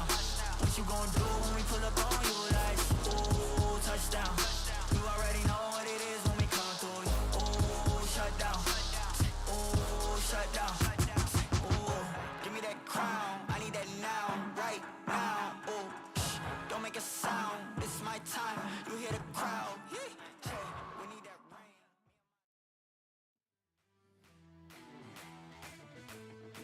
And here we are to the 6th round and the final one for our Saturday run. But tomorrow there's going to be a whole lot more going on. Well, I hope you stick with us here because we got one more Booyah to offer. It's Victor Cax on my right, and of course, it's Contra here. And both of us have been casting some of all these amazing matches. And boy, Expand. Who could have stopped them? They've already got 3 Booyahs within the span of a day, and there could be one more for them. Like, I don't even know, like, has the tickets have been secured yet for the team? What say you, Victor? I think like behind the scenes right now, they're already busy kind of like booking those tickets at the moment because I think there's a strong case, yeah? Okay, check those passport expiries because by February, I think like they should have a good trip all together. And just look at that. They're just basically piling on those points. 60 kills, 50 placement points, 110. They're almost like what? Having more, like half of what Farang has to offer in 2nd place. I mean, to be fair, Farang and Access Esports got knocked out very early on, so they weren't having an opportunity really to challenge them for that lead. But, you know, conversely, Auto Knockout, that was a knockout round for them, I have to say, because they gained so many kills in that round, and that just shot them all the way from literally 9th place all the way up now to 3rd place here. So that's a massive climb to manage to do in just a couple of rounds here. So that's amazing from Auto Knockout here, and certainly finally living up to that potential we were seeing from them throughout the group stages. It's just a little bit of a shame that we didn't see much of that during the early phase of today. Exactly that, and as much as Expand was the one taking all that sort of lineup, we're looking at 2nd place all the way up to 6th. They're just like a single digit close to each other. Like, I'm also looking at the other half of the spectrum where even if teams like AV Radicals or some other names out there, if they do secure a Booyah of their own, they should be able to also step it up a notch to be able to contend for that ticket to Jakarta. So I don't think that things are set in stone just about yet, but for Expand, at least, like, they have a lot of room to just have a lot of fun if they really want to, and just so long as they maintain, like, what, 10 points per round, to say the very least, right? They're already good to go. I mean, that's the thing. When you already have such a huge lead, you can kind of like, you know, take a step back a little bit and, you know, just take more time to observe a little bit more, get more information about where these other teams are dropping, what kind of loot they're getting, and just kind of seeing what kind of game plan you can use to counteract that. And this is just going to be the advantage that Expand has now. So, I mean, again, the groundwork that they're laying here today is certainly going to make a strong case for them to stay in that top 3 even after tomorrow. So that's going to be really exciting to see here, ladies and gentlemen. But nevertheless, with AV Radicals kind of like dropping the ball a little bit, you know, I think like they're also conversely not really facing as much resistance, I think, as they expected coming to this competition. But nevertheless, ladies and gentlemen, let's go ahead and jump now to Kalahari. This is going to be the 6th and final game of the night here. Let's see how this will turn out. Yeah, and we're already getting a little bit of action between AV Radicals as well as QR on the northeastern region by the council halls. So, as per usual, inside of the blue zones, we're seeing a little bit of a contest for those early drops. And we got a new killer on the pack where it's just going to be a no escape, getting some pointers back in. But between QR as well as AV Radicals, it doesn't seem like they have managed to get rid of things. Wide. That's going to be the first one to be taken out. That's really bad positioning there for AV Radicals. Conversely, for QR, they already have this area pretty much, you know, on having set up a nice crossfire there. So it was pretty much suicide for anyone who decides to walk through that door anyway. And AV Radicals facing even more pressure on the outside as well, with some good shots sent out by QR Radicals. It's certainly going to force AV Radicals to rethink their strategy right now, because they're going to be forced to peel around the side here, hoping to not encounter any flankers from QR, who in this case is going to be blank right now, is trying to go up close and personal with Tsunamo, but Tsunamo will be able to get a jump on him a little bit. Not able to get knocked down until just then. Okay, finally we'll be able to keep him in place, and we'll finish him off with that Tommy gun. Now, they will have already drawn blood there, but can they continue to fight on though? Because it looks like Axis wants in on this party too. Oh, things are looking quite rowdy as Axis are taking a slower approach as compared to the rest of his team. And now that some of them have been battered and bruised, things are going to look quite great for the rest of Axis to now sweep right in. But they don't really have too much of an intel of what's going on in the outskirts, because we last see AV Radicals to have one player flying in the back. That's now with a drop shot. Well, he just basically drops a flag instead, and it's just a lot of shots required that have been able to secure Axis their first point. Oh boy, and Axis continues to bring more hurt there onto onto QR. They're trying to send in even more backup now from the skies, but then Shanks in the meantime has to hold his own here, and unfortunately he will not be able to hold out for long, as he will be taken down by Exact.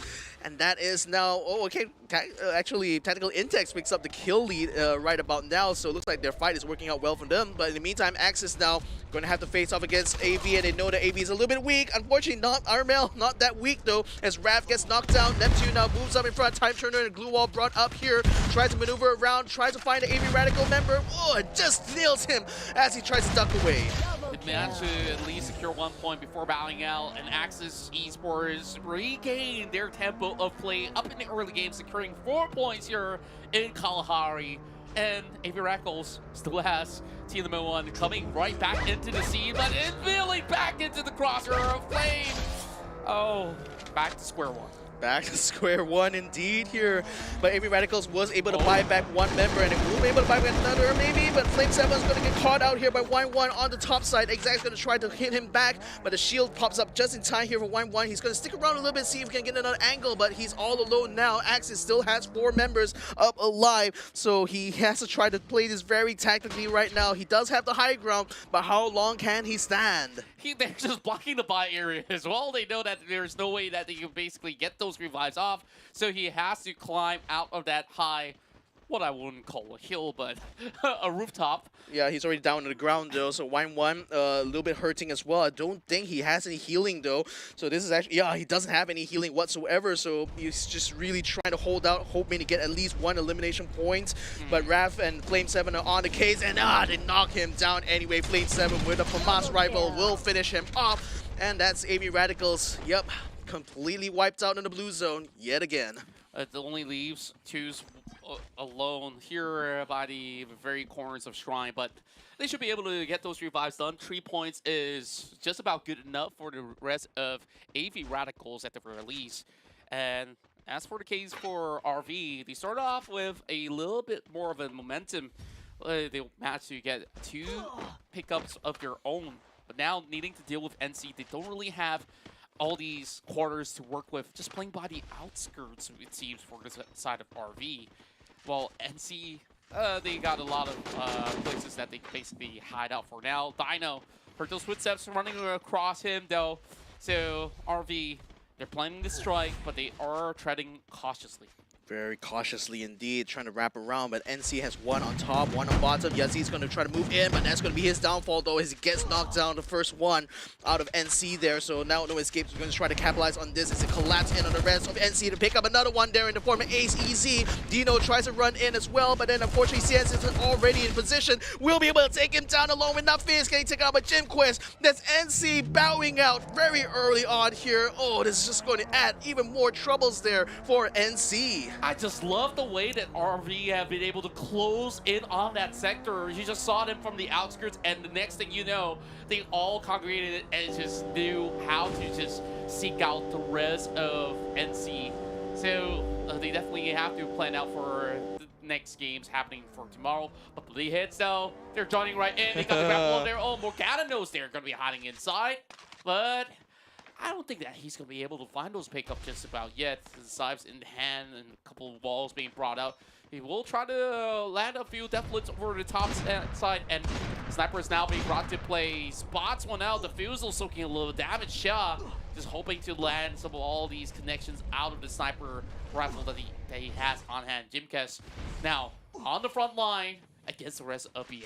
Yeah, I mean, Blade Heads are trying to capitalize on this, but the thing is, No Escape are able to get themselves back up to speed very quickly, though, so they're still facing a full squad anyway in this battle here, and Blade Heads has to kind of brute force it because No Escape has the better positioning in this area, though the thing is that the safe zone has kind of cut that high ground a little bit, and that's putting RV in a little bit of a, RV No Escape in a bit of a tight spot, and Blade Heads is trying to see if they can go to flank around, but it looks like RV will be moving around the side here, phase in a very tight area here. Going to try to find one here, may be able to get a shot, not quite quick enough there to take down Fierce, who puts out a glue wall to try to stop them in their tracks. Cien's now trying to find an angle. He sees Fiersu, but only for just a brief moment. Tries to make some shots, doesn't do much damage though. Bloody Head's still able to hold their own. Yeah, and this is quite a struggle for the side of Bloody Heads. They know that it's really hard for them to fully commit, but they really want to zone out the rest of RV. They've been staying outside of the play area for quite some time, but they've been able to keep themselves very much healthy. And I don't know, both teams linger around for so long, and the zone's about to close in even further. I really wonder how far do they really have to travel, because it doesn't look like it will be quite a safe journey for them. And with Jimquest locked right in the top end of the Sia! really dicey, and Fiersu finds one. Yep, he finds one, and Sia now, Morgana moves in as well. The safe zone is closing in here. Fiersu tries to find Sia, and the time turner is run out. He's going to be fighting hand-to-hand here, but then his teammate joins in just in time to get a knockdown, and Cien's and Jaws will be finishing off with the Mag 7. So there's already 1 down, 3 to go, and they're still fighting outside of the safe zone here, so it's going to be a rush against time here to try to finish off this fight, but it seems like Bloody Heads is actually won it out completely, though, having one last member to take out here, which is DimQuest, and one more member, which is Phrase, managed to run away just in the nick of time. And as for AV Radicals, they also do get the revives up, and they're going to be close by. They're going to be the ones that gatekeep both RV as well as Bloody Heads, and RV, the ones to walk away with the most amount of points accumulated from that scuffle, were battered, bruised, left with only 2 members alive.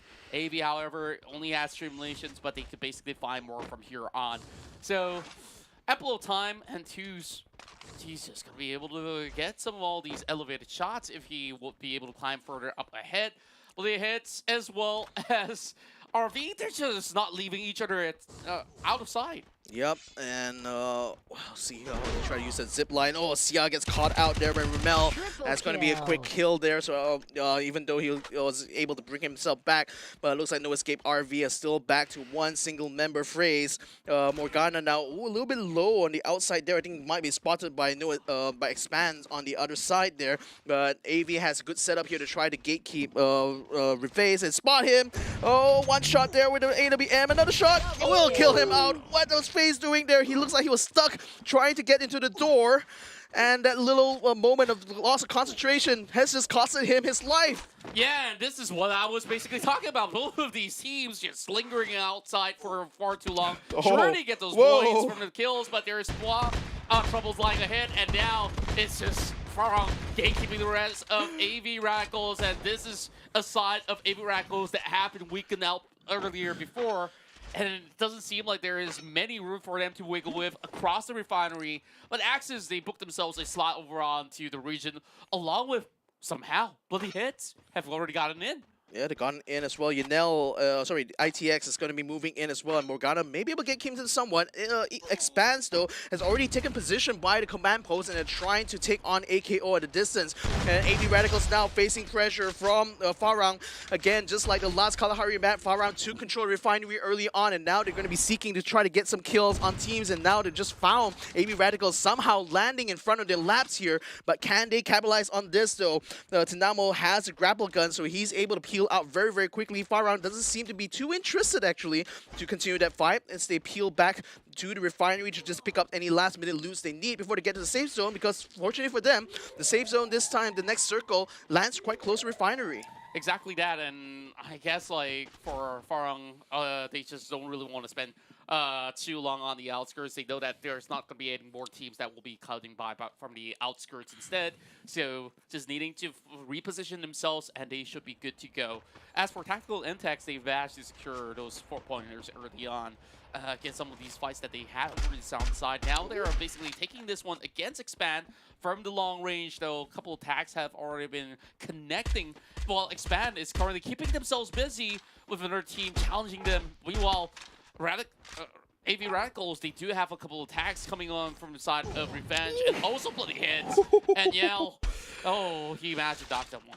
Yeah, that was just close. I mean, it literally exploded in front of him, though, and it could easily resulted in a knockdown because a grenade launcher does deal a lot of damage. Hyper does unfortunately take himself out with a grenade launcher, though. That's a bit unfortunate because right now Geek Fam is putting a lot of pressure onto them, and it looks like they took out Kazu, who got caught out on the garage door. Shanks trying to return fire with that Dragunov, not finding the mark at the moment, while AB Radicals, Tanamo is already getting some kills done onto ITX, as Lionel is going to be caught in the middle there on the outside of the circle. Too Fast now trying to wrap around. He realizes that more teams are wrapping in around the command post. We see Geek Fam, Bloody Hounds now closing in there. Where's that next circle land? It lands northwards right now, command post. So Expand now needs to try to make the most of this battle at this point. And then this command post is just going to be a little bit of a rowdy run as the circle will be on the outskirts instead. Expand really has to leave, but QR, they're in the way. Geek Fan's going to be able to tag them out, and this quarter coming in from Snemo 1, and AV Radical have been able to basically not only revive their own teammates, but revive their hopes here back in the competition. Okay, at least AV Radicals are doing some good work right now because they're part of the 8 teams now crowding around this 5th circle here.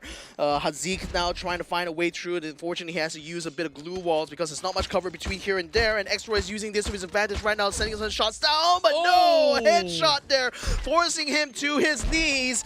And now Hakimi is going to be able to open a gap now to allow Geek Fam to rush into that next circle. Will they be able to overrun Expanse at this point, though? In the meantime, on the northern side, AKO going to be gate-kept a little bit by the QR quick reactions there on the northern side. Expanse still trying to hold their own here as Geek Fam moves in. There's a member of Bloody Hits as well around the corner. Can they spot him? Yeah, they didn't find him. Morgana gets taken out, and Bloody Hits gets taken down at P8. And for Bloody Hits, many a times they couldn't basically make it to the very final few moments, and they just lost way too much more in the early game. Expand now trying to basically take cover inside of the shack, and they're just getting all these points sent their way. 6 points in for the side of Expand. And they're just basically holding out. They don't really have to force themselves on the outskirts. They know there's a lot of snipers out there, and Fam, they're still lurking around. They're trying to flush them out with a grenade launcher. Space could be able to find a few more members from the side of AV Radicals. Farhan is finding an opening against AV Radicals. They took them out. 7th place for AV Radicals. They're not able to hold out long enough. In the meantime, Geek Fam still attempting to find an angle to work with here, but Expand has them surrounded completely. Now they'll be scanning around to see if they can find even more targets here. Hazik and Yastas trying to find a way through, but the glue wall is keeping them at the window right now. He does take down Cobra, but X-Roy moves in and tries to meet them with the shotgun. Hazik unfortunately gets cut down, and Geek Fam gets eliminated. Such a tight area of play, and I thought that Geek Fam will be able to land that shot against too fast, but then again, there's too much more coming in from Expand. Somehow everybody receives damage, but nobody has faltered from the side of Expand. Great angles coming in from the shots of Axel, but he's not going to be able to land that blow onto quick reaction. Does spot out that UAV over on the top side, but it doesn't really matter. He gets that one shot out. Cobra now clears the pathway, and he will try to open a little bit more room to now challenge against QR. Safe zone is closing in now onto that circle. Oh, look at how open that was. It's empty. There's no cover at all. Hope you guys stocked up on those glue walls because you're going to need it into the final one. So they have to make the most of this. But Expanse are getting caught out here because Farang is putting a lot of shots there. They actually have a higher ground compared to everyone else here, and that's allowing them to put down a lot of suppressive fire on these other squads. Shanks is already caught out there by Flame 7. Axis Esports doing some good work on the northern side, and he clean takeout, auto knockout, with Zen OP getting eliminated outside of the safe zone. And there's just so little spacing for them to work with, and Axis was the only one that could basically challenge some of the players outside firing. Now they do send the grenade launcher directly onto QR. Less onto Hyper, then there's only going to be one more left, and that's Shanks. He doesn't really have much HP to work with. Firing now with a triple kill, and they've already been able to wipe out the rest of the top squad. Expand off the game. Jembo with the grenade launcher taking out Expand as well, so 3 teams now remain. It's going to be Farang, Axis Esports, and 1 member of Quick Reaction, so that's certainly going to be a lot of placement points they can play for, but unfortunately that member is going to have to wait out this battle between Axis and Farang, as Farang now goes in. So with them, Quick Reactions unfortunately gets caught out by Shanks, gets caught out there by a sniper shot, so it's Farang versus Axis as it collapses each other, putting out as many glue walls as it can, trying its very best to get some cover. Trollables coming out as well, knockdowns all around. Jembo gets taken down with the grenade launcher, and Axis gets themselves the booyah. Quite the ending here on the very final round of day 1 of the grand finals here. And well, it's not the grand finals yet, but it does feel like it. Axis Esports finally have secured themselves the win. And they are just absolutely overjoyed. Oh yeah, dust that off that shoulder. It was no big deal here, as is you just only nailed the booyah here. Oh, the 5th team now to have a booyah in their hands. Oh, sorry, I think that's a 4th team actually that's got that booyah in their hands right now. So that's going to be certainly a good performance now for Axis to get themselves up to the top 3, but it's still a long way to go here, ladies and gentlemen, because we still have another day to go. Yeah, and we're just seeing impeccable performances out of so many of all these Malaysian teams overall heading into this whole series. And so far it's been a win for Farang, multiple wins for Expand, and now finally Axis Esports, after a lot of hard work and also a little bit of upsets, they started off really strong by Council Hall, and I think like they've been able to also wrap things around relatively quietly heading into the mid game. But on the final strike, I think they make 0 mistakes. Yeah, and again, they played it extremely well given how much pressure they were facing for AV Radicals early on, but they dissected this squad so handily inside that blue zone that it seemed like they were going to be, you know, getting to that final circle or bust. But speaking of bust though, NC, what happened to them in this fight against No Escape? Because I thought they would be a little bit stronger than this, but unfortunately getting caught out early on meant that No Escape capitalized massively out of that. Unfortunately get cut down at 10th place though, because they were a little bit weak coming into that next circle. In the meantime, Geek Fam, you know, managed to get some good shots against Expanse, and I'm not too sure which squad exactly was one who put the final blow onto Expand there, but it was surprising to see that they weren't able to make it to that final circle because they got cut down at 4th place. Now in the meantime, Geek Fam, yep, this is where they got taken out by Expand here, but Farang, things worked out so well for them. Not only they had the high ground, but they were able to just drop shots there against Expand. Yeah, I guess it was Farang that took out Expanse there before they were able to get to that final circle fight, and you know, it's really down to both Axis and Farang here to try to fight it out. I think in the end though, it's just really more about how quickly you can react in this kind of chaotic situation, and the throwables just had to be on point.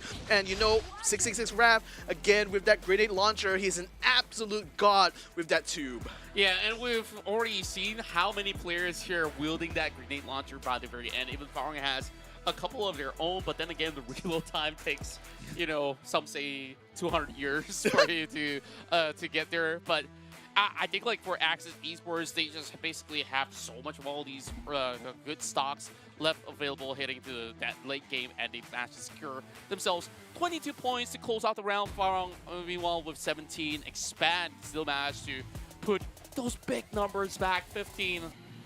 They're just making it so hard to chase up to them. But then again, it's a great round for AV Radicals. After 2 rounds of upsets, I think like this is sufficient for them to slowly find their way back. Yeah, I think for Farang as well, you know, the extra points they get will mean that we'll be able to close the gap somewhat to Expand, but I think there's only like, what, 2 points. So that's still going to be a long journey for them because Expand still has at least a 40-point lead.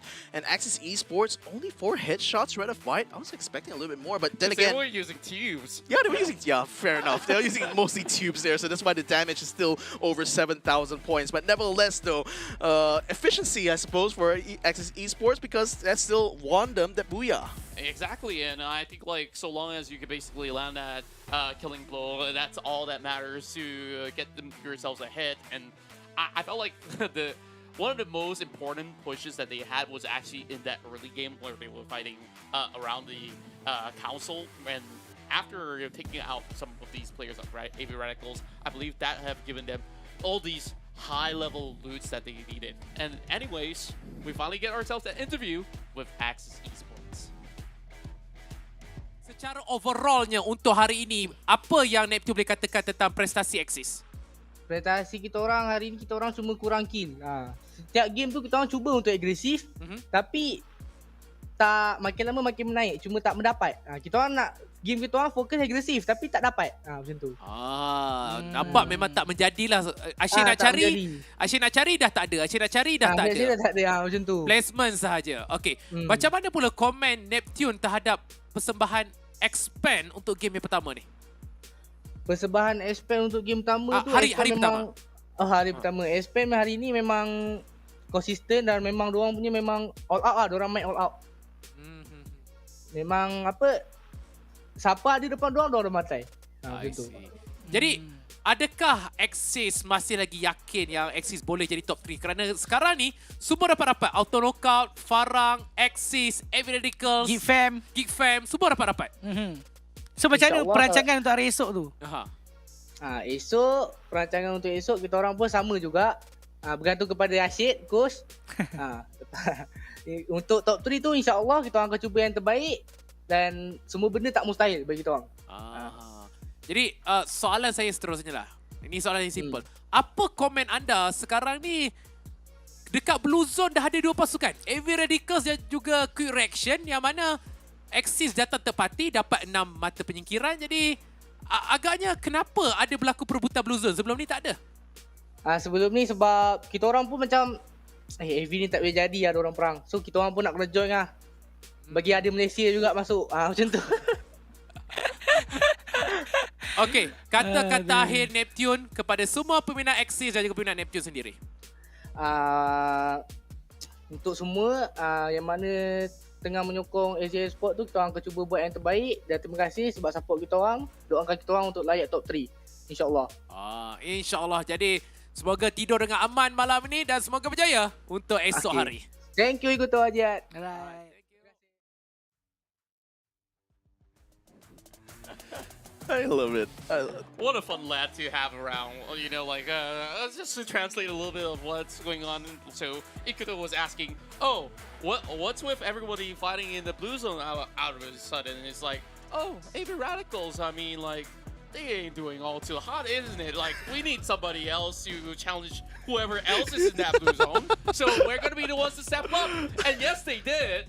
And now, Axis Esports with the Booyah, they got themselves up on second place. Yeah, I think at this point right now, the second place and third place seems to be mostly reachable for everyone on the first page of the leaderboard here, because Expand continues to expand their lead right now, pun intended, up to 225 points, and that's very much still keeping them twice the amount of points of the second place, whoever's in second place right now. So at this point right now, it's going to be literally their competition to lose right now, you know. And I think given the consistency they've shown so far today, I don't expect they're going to be dropping many games tomorrow itself. But quite frankly, Quick Reactions still needs that booyah, you know, to get themselves back in the game, though. And they came so close, especially in this round itself. You know, having won that fight against AV Radicals, you know, you thought that kind of would give them that confidence to push even further, but somehow get themselves cut down before they were able to get to the final circle. But I digress, though. That's going to be a story for another day, which is going to be tomorrow, because we're going to be playing the rest of the maps there. We're going to be starting off with Purgatory and Alpine in the first 2 matches, and then we'll be going back to Bermuda and Kalahari for the last time in his regional finals, and then back to Purgatory and Alpine to close out the day. Yeah, we're just going to be seeing a lot of all these huge maps for them to be able to get back into the action. And I think, like, if we reflect back into yesterday's performance, heading into groups, like, we've seen a lot of all these great work being achieved and Expand. Even on those group stages, they did get themselves so many booyahs. I think, like, overall, this team just shows no signs of stopping, and, like, there's no dip of performance after all. Like, even if they don't secure this Booyah on that final round of Kalahari, it didn't really matter because they still managed to get those 15 pointers out there. Yeah, and you consider the fact as well that if Expand continues to get even more Booyahs tomorrow, that's less Booyahs than the other teams can get, so they're just going to be suppressing everyone else on that board even further. But nevertheless, though, this is going to be an exciting one to watch. Make sure you guys tune in as well tomorrow to see the conclusion of this regional finals, which, by the way, would have not been possible without our sponsors here. So shout out to Snapdragon Elite Gaming for when winning matters, because they are giving so much opportunities here for these teams to win, win, and win. And finally as well to Monster Energy, because they've been unleashing the beast together with us on this journey so far. Check them out at monsterenergy.com/gaming. And finally, when you're looking for an opportunity to reload for your favorite mobile games, do it on Kachi Shop, because they do great deals and great discounts on their website, www.kachishop.com/my. Tomorrow, we'll find out who will be the ones to book their tickets to Jakarta, where the Snapdragon Pro Series Free Fire Grand Finals will be happening. And if you guys want to tag along the journey, you could basically fly into Jakarta on the 4th to 5th of February, meet some friends out there, hang out, and have a blast. And lots of Booyah. Or you can also hang out online and just watch it from the safety of your own home. Yep, indeed you will. But that's going to be the end of the day here today. Thank you all so much, especially for you guys who've been joining us on this journey since day one. We thank you so much for your support here at the Snapdragon Pro Series. But all good things must come to an end. But we will be back again tomorrow, so make sure you guys tune in for that. But until then, my name is Victor Cax. His name is Contra.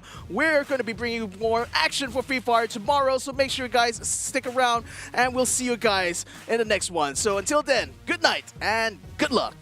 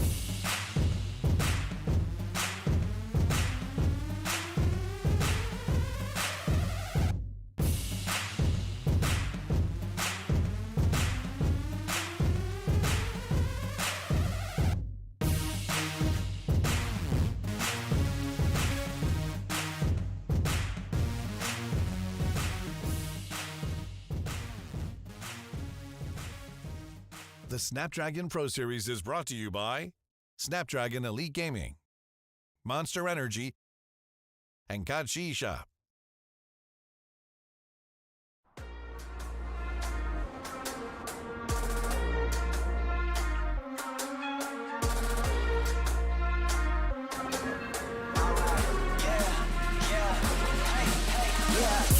Won't stop going till a player on top know it. Rooftop penthouse suite. If you really want it, gotta own it. Fire through it, we was at the lowest. Blood, sweat, tears, the components. Riding all year, now's the moment. We are not friends, we are opponents. Yeah, I'm coming for mine. Yeah, I'm making a play, the game on the line. Yeah, I've been on the grind. Yeah, I jump in the spot, I made it my time. Yeah, look in the sky. Yeah, the stars align, no shade to shine. Can't stop it already. Emotional work and devotion, we put in this time. Look, you won't